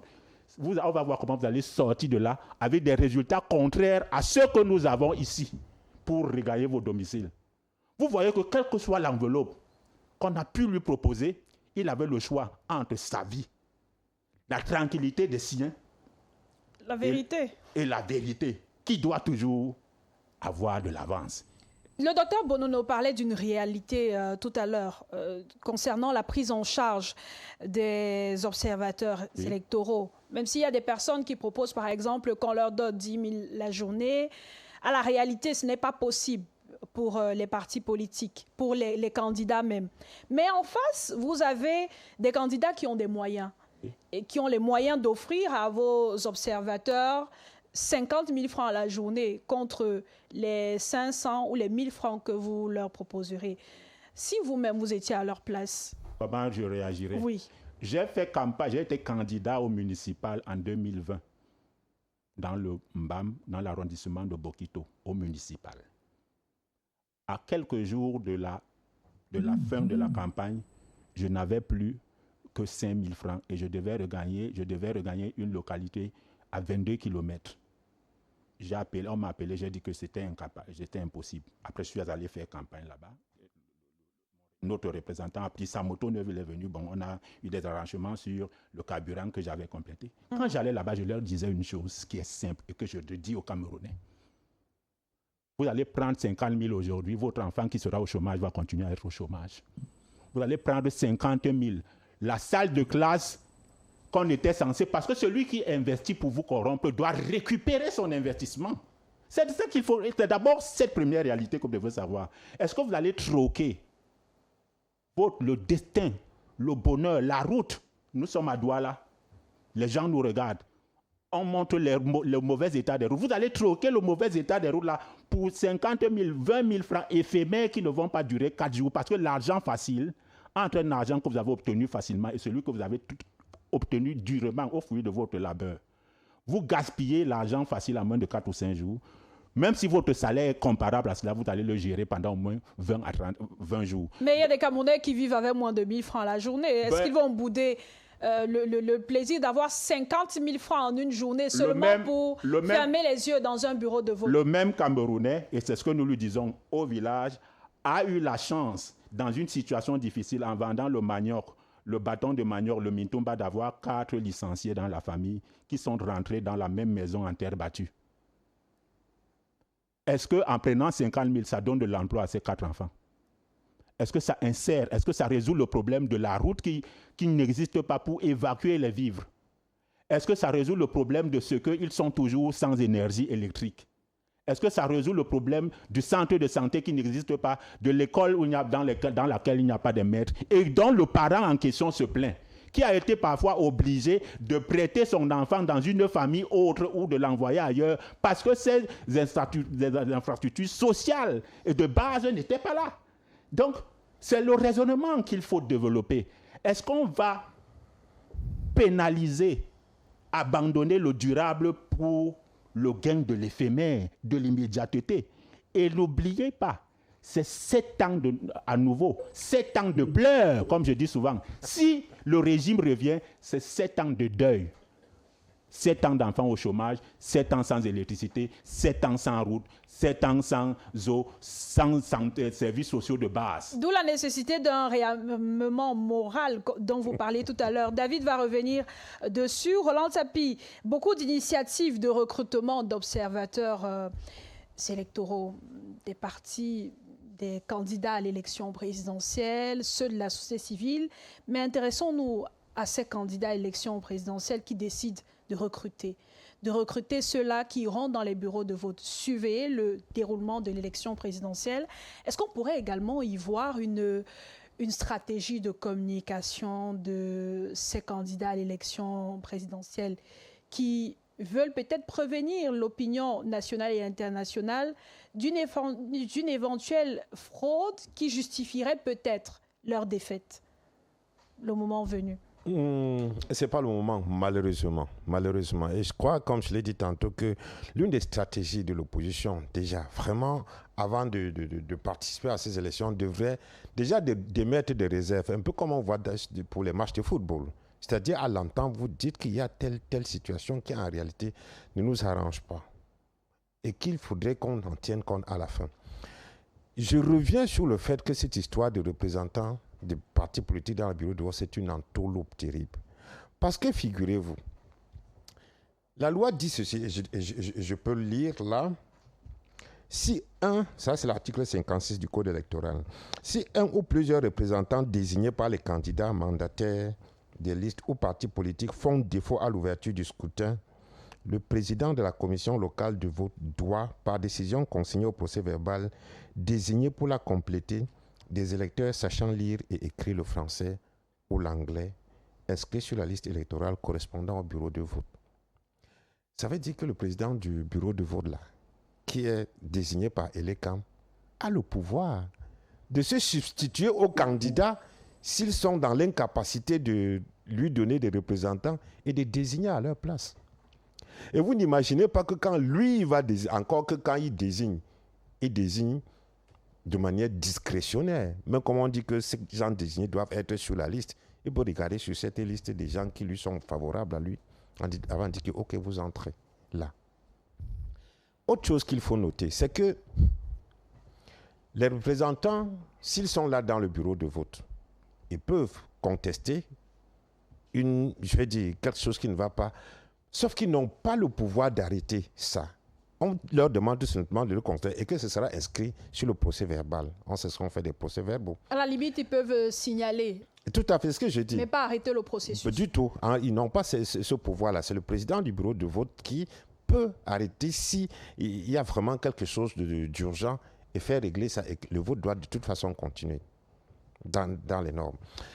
Et David parlait tout à l'heure des scrutateurs.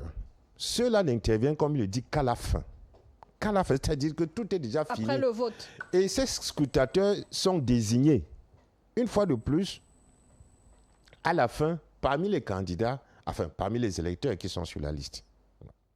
Mais à côté, il y a les observateurs, dont vous parlez, qui sont en principe recrutés par les ONG ou bien des institutions comme l'Église catholique et autres qui sont là. Sauf que les observateurs ne peuvent pas être dans tous les bureaux de vote, pour commencer. Ensuite, ils sont mobiles très souvent. Oui, ensuite, il faut qu'ils soient autorisés par le MINAT.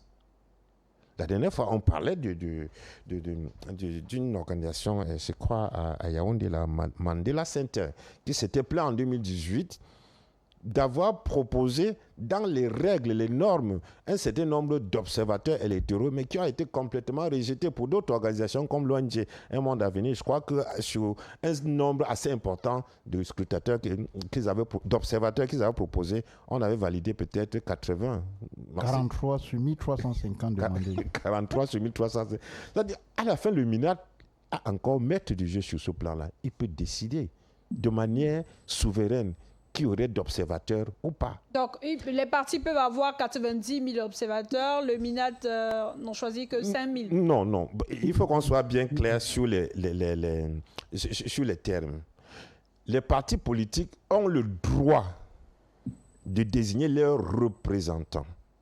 Mais, je disais, il y a des difficultés pour avoir des difficultés à avoir ces représentants. Dans ce cas, le président du bureau de vote se substitue à ces candidats et choisit en leur place les candidats. Les représentants. À côté de ceux-là, il y a les observateurs qui, pour être dans le bureau de vote, doivent avoir eu l'agrément du MINAT pour être là. Et on donne l'exemple d'une demande qui est faite pour 1300. On vous accorde 43. On ne sait pas où ils vont aller.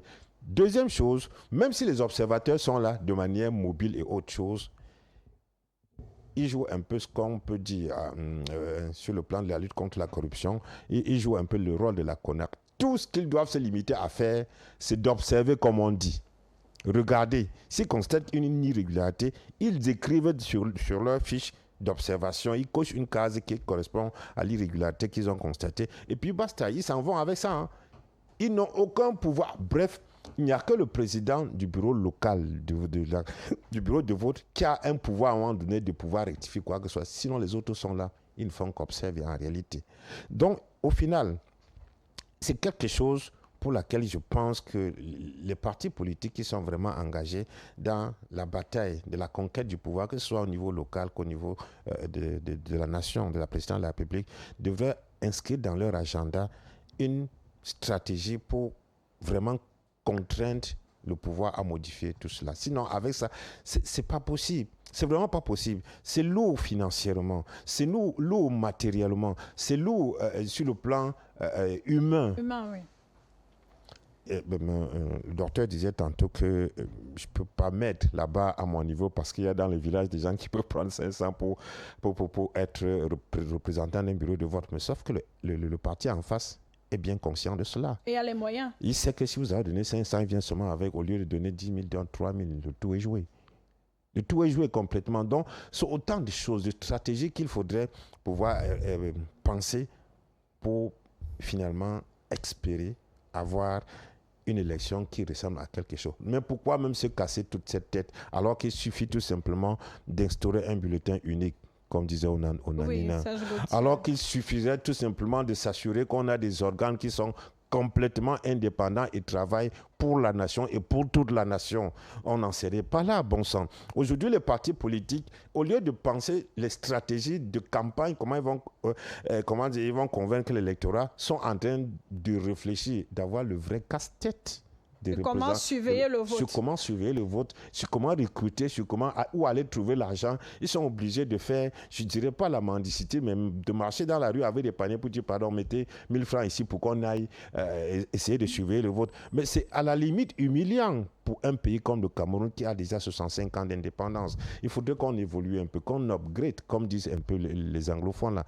Parce que ça perd du temps, ça empêche de laisser la pensée libre évoluer et aller à autre chose. L'évolution, ce n'est pas pour demain. En attendant, on va d'abord subir cela et participer au scrutin le 12 octobre prochain. David Moukoudi, selon Serge Gauthier, il faut réarmer moralement tous ceux qui passeront la journée dans les bureaux de vote. C'est vrai qu'en tant que Camerounais, chacun a forcément un parti pris, mais il faudra pour eux, faire preuve de neutralité, d'impartialité. Mais face à la conjoncture, est-ce que c'est facile de ne pas céder? Peut-être avant de répondre à cette question, il faut d'abord rappeler aux uns aux autres que, vous savez, l'observation électorale est une question assez technique. Très technique parce que si vous n'êtes pas formé, bien formé, pour détecter ces éléments de fraude, les techniques de fraude, même si vous êtes 60 000 dans un bureau de vote, vous risquez de ne rien voir. Et d'ailleurs, c'est ce qu'on a souvent observé. Il y a beaucoup d'éléments de fraude, beaucoup de cas de fraude qui se passent en présence même des représentants des candidats ou des partis en liste, mais que ceux-ci ne voient pas parce qu'ils ne sont pas formés en cela. Je prends simplement un petit cas pour illustrer. Vous observez souvent dans les bureaux de vote la position de l'isoloir.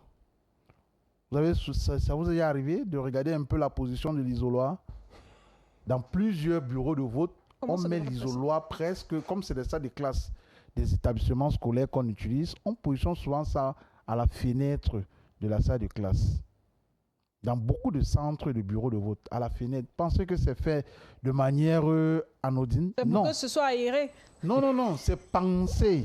C'est-à-dire qu'on sait pourquoi on a mis ça à côté de la fenêtre.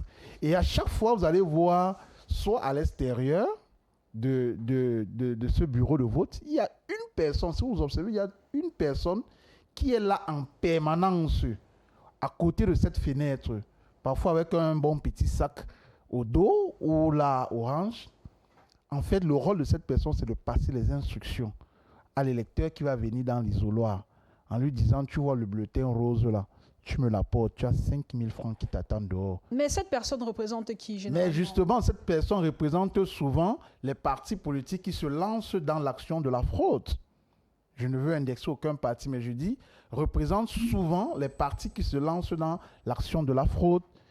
Et c'est pour ça que c'est les éléments que nous avons documentés, nous avons les photos, nous avons les vidéos sur ça. Vous allez souvent voir parfois des troubles qu'il y a dans les bureaux de vote.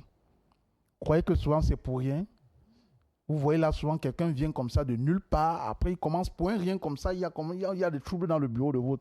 Cette personne a été envoyée pour une mission spécifique et bien précise, c'est de vous troubler. Et pendant qu'on est en train de vous troubler, si vous, les candidats ou les partis qui êtes là, vous n'avez pas ces éléments, ces techniques, ces connaissances, vos représentants ne sont pas formés, ils vont entrer dans ce jeu et beaucoup de choses peuvent se passer en leur absence. C'est pour ça que malheureusement, nous sommes obligés de faire avec. Les représentants aujourd'hui qu'il y a dans les bureaux de vote des partis doivent être assez vigilants pour ça. Parce que même le fait de ne pas les prendre en charge financièrement a aussi un impact. C'est un risque? C'est un risque, je le disais tout à l'heure. Et pourquoi c'est un risque? Parce que, voyez-vous, vous êtes dans un bureau de vote. Oui, il faut en appeler au militantisme des représentants. Mais il faut leur assurer le minimum. C'est-à-dire que pendant qu'ils sont dans le bureau de vote, vous ne leur donnez pas une bouteille d'eau pour assurer la journée. Ils n'ont pas un petit casse-croûte, mais soyez-en sûrs qu'en face, on observe ça. Quand on va constater qu'il y a le représentant de tel parti ou de tel parti qui n'a pas ce minimum, le camp d'en face va venir lui proposer ça. On va dire que dans notre bureau, si on a 2 partis, là, ils ont les gars là, depuis qu'ils se suivent le matin jusqu'à maintenant 14 heures, même une bouteille d'eau ne leur a pas apporté. Il faut voir comment les distraire. On va les distraire avec la bouteille d'eau ou bien avec une bouteille de bière ou une bouteille de jus. Mais quand ils vont sortir, parce qu'ils vont voir les autres qui viennent dans le bureau de vote, les sachets sont bien garnis, tout est bien. Ça sera compliqué. Il serait tenté d'aller, et au moment où il sort du bureau pour aller prendre ce qu'on lui propose, des choses sont en train de se passer dans son dos, il n'est pas au courant. Et vous êtes souvent surpris que votre représentant peut-être n'a pas le PV ou il n'a pas le bon PV. Il peut avoir un PV, mais apparemment son PV, il est le seul à l'avoir. Les autres ont tous leurs PV qui sont identiques. Lui, il est le seul qui a un PV qui est différent. Donc, ce sont des détails comme ceux-là que vous... C'est des détails. Donc, pour revenir à expliquer que dans un contexte de conjoncture où il y a la famine, où il y a le chômage, c'est très compliqué. Vous savez, et c'est très complexe de penser que ce représentant ne viendra pas pour l'argent que vous lui proposez. Même nous, qui prenons en charge nos représentants, nous avons subi aussi ça. Hein. On a formé des gars, mais qui ont été récupérés plus tard par ceux qui ont proposé 2 fois ce que nous on donnait. Donc il n'y a aucune garantie vraiment que cela... La seule garantie vraiment, soit fidèle. La seule garantie, c'est de compter sur l'intégrité et l'honnêteté de ceux qui sont sélectionnés pour être vos représentants ou pour être vos observateurs. Ça, c'est la première garantie. La deuxième garantie, c'est que lorsqu'ils sont aussi bien formés et qu'on leur a bien expliqué les enjeux du processus, de la mission pour laquelle ils sont appelés, oui, vous avez aussi là des éléments de garantie que vous n'aurez pas un gars qui va vous jouer des tours plus tard. Nous, lors de nos sessions de formation, on dit toujours à nos observateurs que nous formons que voilà la vérité que nous vous présentons. Et c'est une mission qui n'est pas facile. Si vous savez que vous n'allez pas tenir, il faut vous désengager dès maintenant. Parce que ça ne sert à rien justement d'investir sur quelqu'un pour que plus tard, ça soit écarté. D'où, je l'ai dit, la garantie, c'est justement la probité morale de chaque Camerounais, l'intégrité de chacun. Est-ce que ça sera facile dans ce contexte de famine? Mais nous tous, nous sommes dans la famine. Si nous voulons que les choses s'améliorent, pas pour une courte durée de quelques heures ou de quelques jours, on doit s'investir pour qu'il y ait quelque chose qui soit continuel. Même si c'est le parti au pouvoir qui vous propose 50 000 pour que vous veniez l'aider à, je ne sais pas, détourner les voies, à frauder ou à faire quoi que ce soit, ayez la capacité et le courage de lui dire que les 50 000 que vous voulez me donner là, bon, je veux prendre, je suis tenté de prendre parce que j'ai faim. Mais, est-ce que pendant les 7 ans là, vous allez nous donner les bonnes routes? Est-ce que pendant les 7 ans là, nous aurons l'emploi? Est-ce que? Sinon, Ça ne sert à rien de savoir que vous prenez ces 50 000 pour que 7 ans plus tard, vous soyez toujours dans la même position.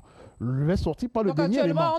Vous ne comptez que sur la bonne foi de ceux-là. Oui, pour moi, les deux éléments que j'ai relevés, la bonne foi et la bonne formation aussi des gens.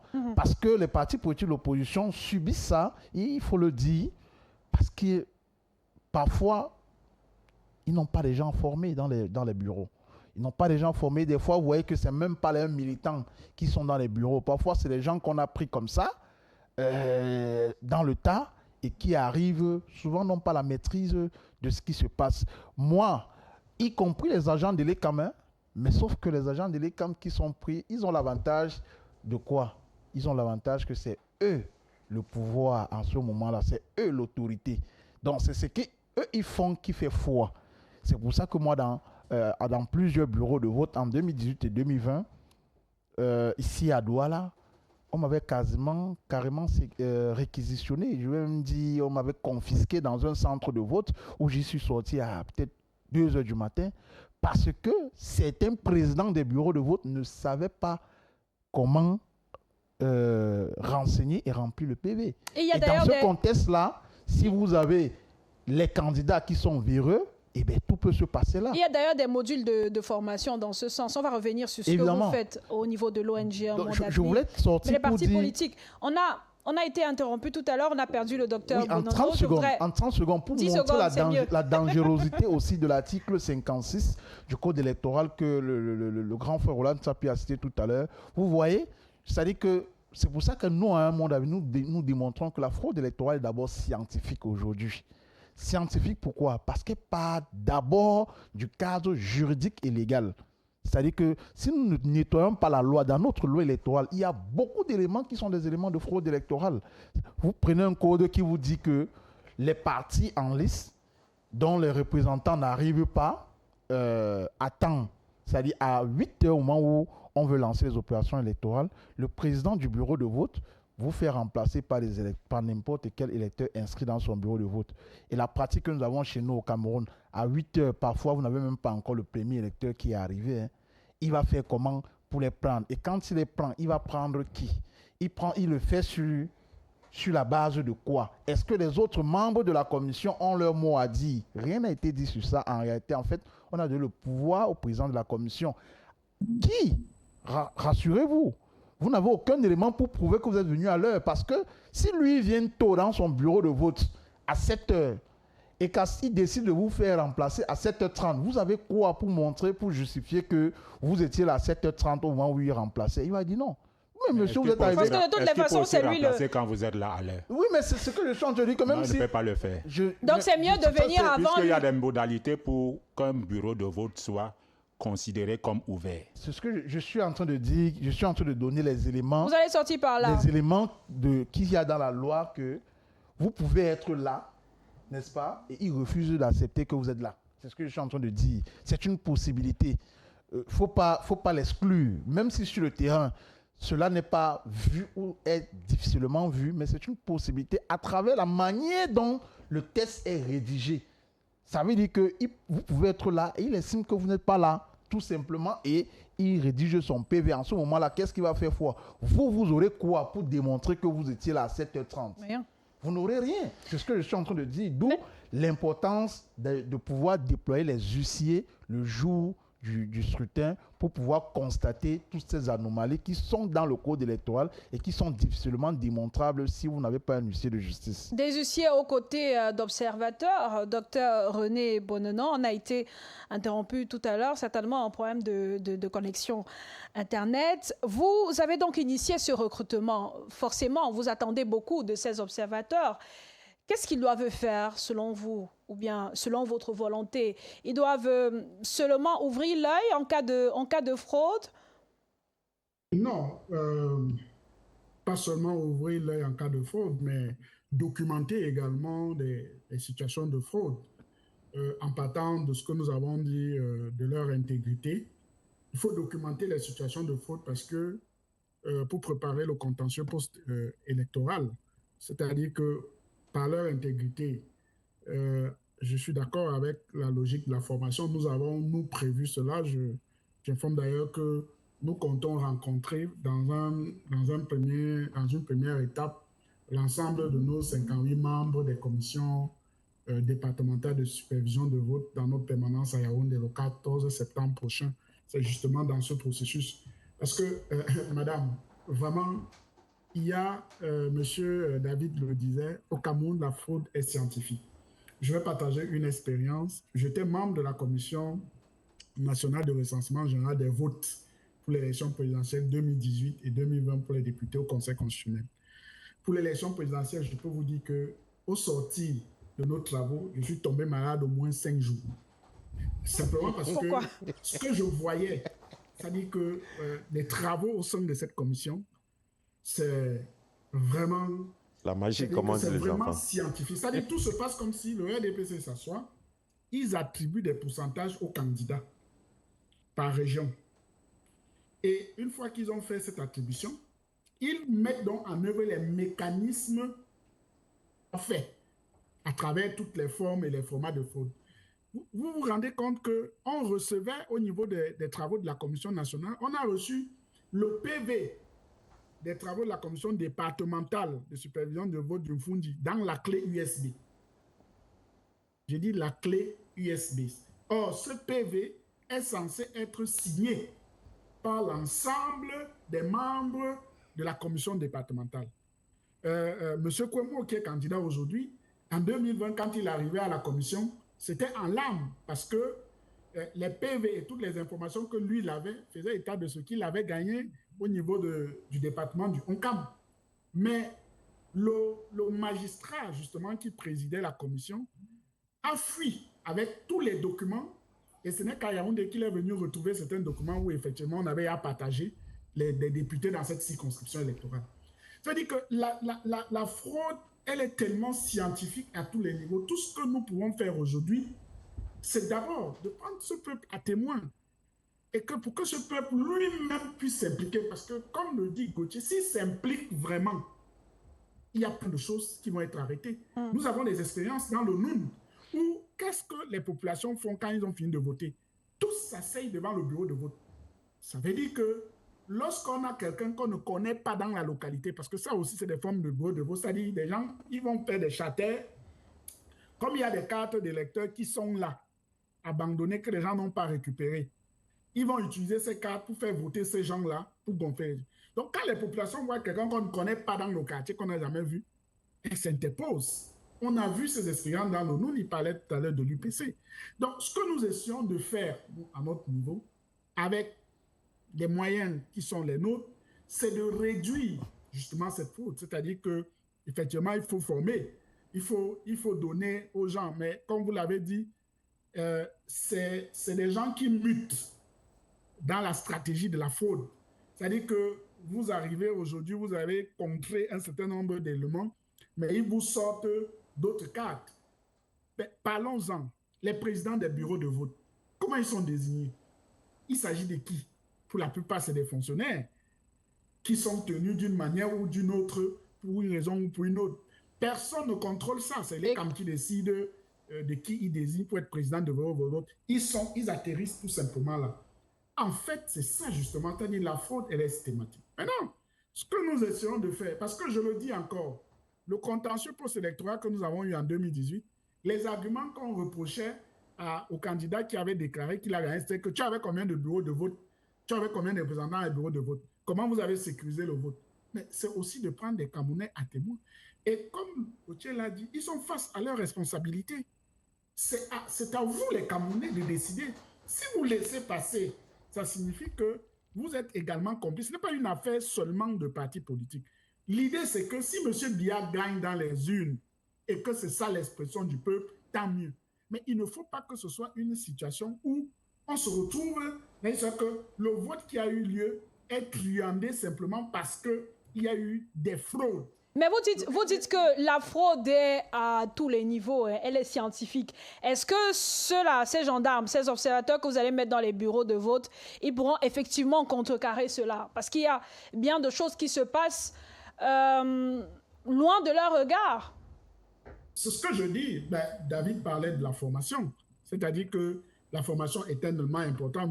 nos représentants et nos militants ont été, à certains égards, dans certaines circonstances, formés par un monde à venir, dans l'observation des votes, ainsi de suite, pour ça, parce que c'est un processus extrêmement lourd. Je peux vous dire qu'il y a plein de candidats qui n'ont pas envoyé les listes de représentants dans seulement les commissions départementales de supervision de vote. Il n'y en a que 58. Donc, et pourtant, tous ces niveaux-là, c'est le niveau de la fraude. Et comme je vous dis, le sentiment que moi j'ai eu à l'issue des travaux de cette commission, c'est qu'on a décidé d'attribuer des voix. Je le dis parce que nous avons des endroits où nous avons battu campagne, mis de l'énergie. Vous avez 0%. L'endroit où vous n'avez même rien fait, vous avez 200 voix. Donc, c'est-à-dire que quand je restais, je me demandais, mais il s'agit même de quoi exactement qu'on est dans le sac? Il s'agissait de l'élection, mon cher. Quand vous voyez la bataille dans laquelle nous sommes, c'est pour diminuer cette fraude et appeler la population à dire, ce n'est pas une affaire seulement des candidats. Mon cher Roland, même la mutualisation là, vous entendez que la mutualisation, elle n'est pas suffisante pour pouvoir scientifiquement contrer ces gens. C'est la mobilisation populaire qui doit amener à arrêter ces gens. Il n'y a pas autre chose. Maintenant, ce que nous essayons de faire, justement, c'est ce que la loi permet que nous fassions et avec les moyens que nous avons. Vous l'avez dit, tel que vous dites là, il y a des choses qu'on ne pourra pas contrôler. Il faut être honnête dans ce qu'on est en train de faire. Mais quitte à ce que nous fassions ce que nous avons à faire. Et si le peuple décide pour dire que cette fois-ci-là, il ne s'agit pas de rester seulement dans les discours, de se plaindre, mais c'est de passer à l'acte pour sécuriser les votes. Il n'y a pas meilleure façon que dans un bureau de vote, les personnes qui sécurisent les votes sont les électeurs de ce bureau de vote. Personne ne peut mieux que protéger leur vote. Donc, nous faisons ce que nous avons à faire. C'est une bataille qui ne concerne pas seulement les candidats, c'est la société civile, c'est des citoyens, c'est des électeurs. Vous attendez une mobilisation citoyenne, forcément. Il y a David Moukoudzi qui veut réagir à votre suite. Vous allez continuer tout à l'heure, docteur René Bonono. Oui, David. Oui, je voulais continuer parce que comme il parlait de la masse critique électorale, parce qu'en réalité, c'est ça. Il faut qu'on arrive, les populations arrivent à constituer ce que nous avons appelé la masse critique électorale. C'est un peu ce que nous avons vu dans les départements comme le département du Noun, même le département du Vouri, où ici, vous ne pouvez pas jouer avec les résultats de l'élection, vous ne pouvez pas falsifier ça n'importe comment, parce que justement, la population est arrivée à ce niveau de constituer cette masse critique qui fait de sorte que les résultats qu'ils ont vus affichés, si ce n'est pas ça que vous déclarez, ils sont capables de défendre ça jusqu'à... D'ailleurs, ça sera compliqué même de ne pas donner ces résultats parce que vous savez que cette population va défendre les résultats qu'elle a eus. Et l'autre chose aussi, c'est, comme on le disait, la fraude scientifique.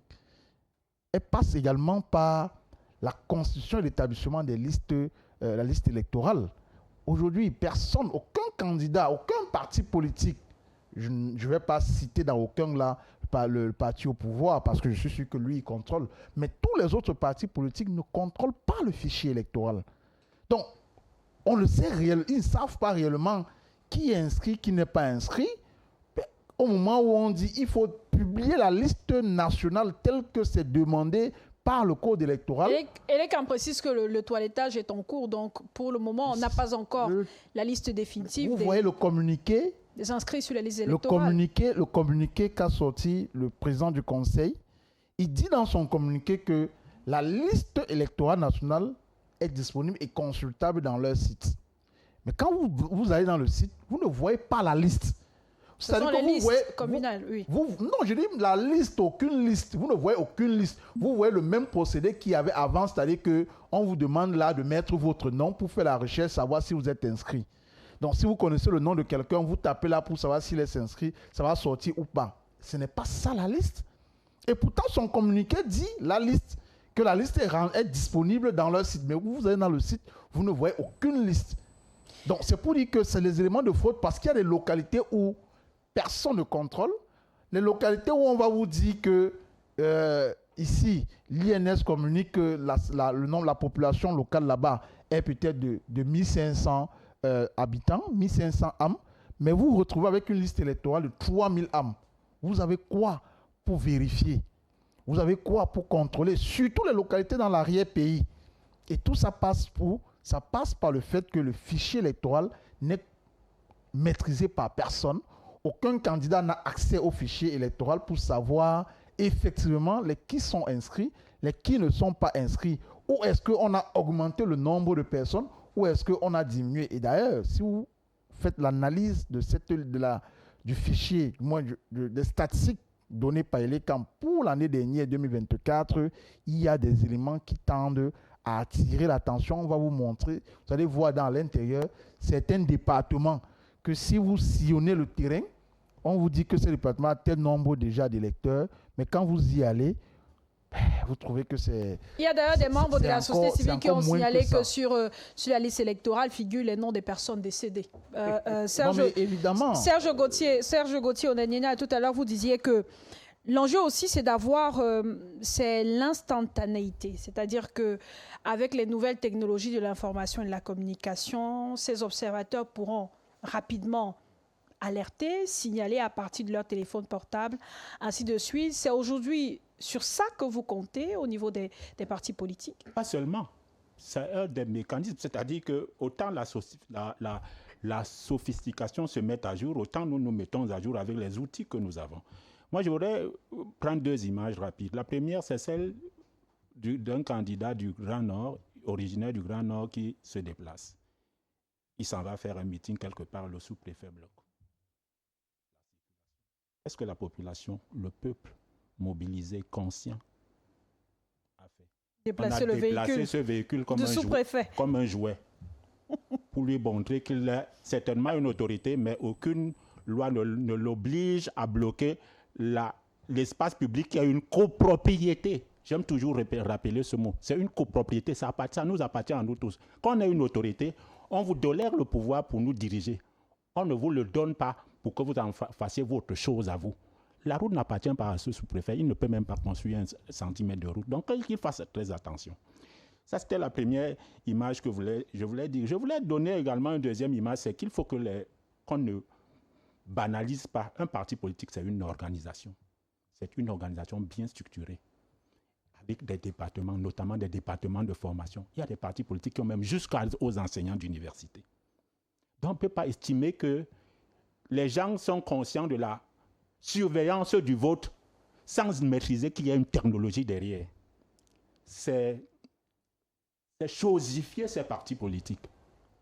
Je prends un copanéliste, Bonono Bakota, il est docteur. Il n'est peut-être pas docteur en question électorale, mais il est docteur. Ça veut dire que dans son parti, il peut y avoir des docteurs en droit, en question électorale. Donc les partis peuvent former à l'interne, et ils en forment. Il y a les universités d'été, il y a les séminaires. On n'a pas besoin de faire de ramdam dessus. Je vous ai dit que le premier défi lors d'une élection, c'est de connaître le mode opératoire du fraudeur. C'est ça d'abord le premier défi, c'est-à-dire qu'on travaille dessus. Parce que vous avez un vécu, autant que l'observateur a un vécu. Il a une expérience, on peut décider de la mutualiser comme on peut décider sur la base de la collecte des expériences, à la fois de notre organisation, mais des autres organisations également, pour pouvoir le faire.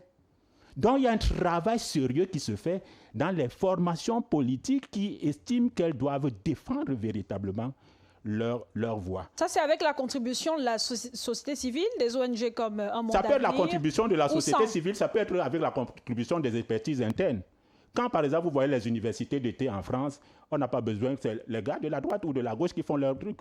Quand ils ont recruté, quand on vous nomme secrétaire national, par exemple, à la formation, c'est parce ou à la propagande, c'est parce qu'on sait que vous avez un minimum de personnalité, de compétences en la matière, ou si vous ne les avez pas, vous savez où les mobiliser. Donc vous avez quand même la capacité de décider ou de choisir s'il faut sélectionner une expertise externe ou bien utiliser celle qui est en interne. Donc c'est ce qu'il faut dire, parce qu'il ne faut pas donner l'impression que dans les partis, ça va comme ça, c'est du hasard. C'est comme le ludo, on lance et puis le dé. Non, c'est pas cela. Mais il y a des partis politiques qui n'ont peut-être pas l'expérience de l'élection présidentielle et ne maîtrisent pas véritablement comment ça se passe en face avec la fraude. Je ne réponds pas à leur nom. Je sais qu'un parti politique est une organisation. Qu'est-ce que c'est qu'une organisation vient de organiser? Donc, minimalement, il faut partir sur ce principe. Parce que nous avons un problème au Cameroun. Nous avons banalisé et minoré les capacités des autres. Même lorsqu'on ne fait pas partie des organisations, on ne sait pas comment elles fonctionnent, on ne sait pas renseigner suffisamment. Maintenant, je ne dis pas que les partis politiques ne renforcent pas les organisations de la société civile, n'ont pas qualité ou bien ne peuvent pas renforcer les capacités des partis politiques. Mais je dis seulement qu'il ne faut pas ignorer quelles sont des organisations et qu'elles fonctionnent sur la base de ce qu'elles sont dans une compétition, dans une dynamique et dans un environnement avec un ensemble d'objectifs et de compétences nécessaires. Sinon, elles sont appelées, ces organisations, elles sont vouées à disparaître. Vous parlez de contrôle. Le dépouillement en public. Et vous allez sortir par là, Serge Gauthier. Le dépouillement en public, par exemple, balaie tout ce que, par exemple, un président de bureau de vote, de commission locale de vote dans un bureau de vote peut faire là. Parce que le dépouillement doit se faire en public, sauf s'il y a eu bourrage dans le temps intermédiaire. C'est-à-dire, et c'est pour ça que la surveillance en temps réel, les gens qui tournent là, quand quelqu'un sort, un autre se supplée ou bien guette, et tout, c'est pour qu'il n'y ait pas bourrage et que pendant le dépouillement en public, on parvienne à surveiller. Moi, je voulais insister sur la mutualisation qui est une nécessité vitale. La mutualisation des forces. Des forces. Oui. Et également, c'est une thèse qui n'est certainement pas partagée, mais qui est également une demande du peuple, c'est la coalition. Sur d'autres plateaux, j'ai souvent fait 2 scénarios. Un scénario avec coalition et un scénario sans coalition. J'ai fait beaucoup de scénarios avec coalition. J'ai insisté beaucoup, mais depuis un certain temps, j'ai théorisé également le scénario sans coalition. Il faut savoir une chose qui est importante. Dans chaque élection présidentielle, le candidat sortant a, même s'il a le bilan le plus catastrophique, le plus satanique même, utilisons le mot le plus violent, de la terre ou du pays, il a toujours une petite cote de sympathie. Mettons celle de Paul Biya, le Cameroun a 10 régions. Mettons celle de Paul Biya à 1,5 ou à 2% par région, ou à 3. Vous multipliez 2 par 10, ça lui fait 20%. L'élection est à un tour. Vous multipliez 3 fois 10, l'élection il a 30%. Donc faites attention si nous ne mutualisons pas. En tout cas, on observe les partis politiques et on observe les candidats. D'ailleurs, il y a le groupe de Fumban qui a fait une sortie récemment. On attend le nom du candidat consensuel, Roland Tapi. On estime même à environ 30 000 le nombre de bureaux de vote qu'on pourrait avoir au Cameroun pour cette élection présidentielle de 2025. Aujourd'hui, on peut penser à combien d'observateurs environ pour qu'il y ait dans chaque bureau de vote au moins peut-être 2 observateurs et des scrutateurs après le vote. 90 000, le nombre du PURS, c'est raisonnable. Bon, même si ce ne sera pas... il n'y a pas que le PURS qui a initié... Disons que si on est encore dans les estimations, c'est déjà un problème. Parce qu'à ce jour, ELECAM devrait non seulement avoir publié la liste nationale des électeurs, mais également indiquer exactement le nombre de bureaux de vote qui vont faire part de cette affaire, de cette élection. Mais ce n'est pas c'est ça qui le cas. Permet aux partis politiques justement d'anticiper sur leur stratégie, sur ce qu'ils vont faire, qui vont recruter, à quel niveau ils peuvent aller, ils vont mutualiser avec quel parti qui est plus assis à tel endroit, tel endroit. Non. Mais si on est encore dans les estimations, comprenez qu'il y a un autre problème qu'il faut résoudre là-dedans. Mais dans le fond, je continue de dire, ce que j'ai commencé par dire au début, qu'il faudrait à un moment donné qu'on s'arrête et réfléchisse. Pas nous qui sommes assis ici, mais l'instance dirigeante de ce pays. Il faut à un moment donné qu'on pense qu'on est dans un pays, dans un monde qui évolue vers autre chose. Depuis que le processus électoral est lancé, en tout cas du moins depuis la publication définitive des listes, je peux vous rassurer que les candidats consacrent au moins 60 à 70% de leur temps à réfléchir à comment contrer la fraude. On est dans quel type de pays, ça? Ils n'ont plus le temps de réfléchir et de proposer des choses, des solutions pour résoudre le problème de la pénétrante est ou ouest de Douala qui ne circule pas du tout. Ils sont en train de réfléchir à... C'est-à-dire qu'on est dans un système où la fraude est institutionnalisée, confortée, installée, de telle sorte que tous les autres doivent d'abord réfléchir à comment sortir de là avant de penser finalement à autre chose. Pourquoi est-ce qu'on devrait être à ce niveau? Mais ça ils n'ont pas ralentit le tout le choix, monde. Roland Tsapi. Je suis justement en train de dire qu'ils n'ont pas de choix, mais est-ce qu'on est obligé d'être dans un tel système? On devrait pouvoir permettre à ce que les gens consacrent vraiment leur temps, surtout les partis pour les candidats qui consacrent leurs énergies à faire autre chose qu'à lutter contre, qu'à travailler à contrer la fraude. On fait comme si la fraude c'était quelque chose de normal. Non, la fraude c'est pas normal. Pour ceux qui me diraient, il faut qu'ils sachent qu'elle ne doit pas, elle ne devrait plus être consubstantielle à une élection. Elle ne devrait plus être dans l'ADN d'une élection, la fraude. L'élection est supposée être transparente pour permettre à tout le monde de s'exprimer et être à la fin fier d'avoir exprimé un choix qui porte pour sa nation. Ça, c'est le vœu de tous et de chacun. David Moukoudi, l'ONG Un Monde à venir va former les observateurs, va également former les scrutateurs. Une idée du module de formation en une minute? Non, nous formons les observateurs électoraux, nous ne formons pas les scrutateurs. Okay. Nous formons les observateurs électoraux sur, la compréhension et la maîtrise du processus électoral. 2, la maîtrise des techniques de fraude électorale. Et 3, les techniques d'observation. Parce qu'il faut savoir détecter qu'est-ce qui est fraude, qu'est-ce qui n'est pas fraude. Et ça passe par des techniques qu'il faut enseigner. Donc, c'est ça que nous avons commencé à faire depuis longtemps. On a commencé à former depuis longtemps. On va continuer à former, à les déployer sur le terrain. Et l'autre chose aussi que je vais dire, c'est que il faudrait que les Camerounais, qui sont les électeurs, qui vont aller aux urnes bientôt, sachent que la balle est dans leur camp. Parce que nous l'avons démontré scientifiquement, la fraude qu'il y a, c'est que vous avez un code électoral, par exemple, pour l'élection du président de la République, qui vous dit que ce ne sont pas les résultats issus des bureaux là que vous allez compiler qui peuvent faire foi. C'est ce que le papier que le président du Conseil constitutionnel va lire. C'est ça que lui va lire. Ça veut dire qu'il peut avoir un papier blanc devant lui et lui décide de lire ça noir. Vous allez faire quoi? Puisque quand il a fini de lire, vous n'avez plus rien à dire et rien à faire. D'où l'urgence pour les citoyens de se mobiliser. D'ailleurs, le recrutement se poursuit au niveau du PURS, puisque l'objectif, c'est d'avoir 90 000 observateurs. Docteur René Bonono, merci. Je veux vous remercier, messieurs, puisqu'on nous met déjà la pression en régie. Merci d'avoir participé à l'échange de ce soir. Merci à vous tous de nous avoir suivis. Très bonne fin de soirée en compagnie des programmes de Balafon. Rendez-vous demain, 19h30 sur Balafon.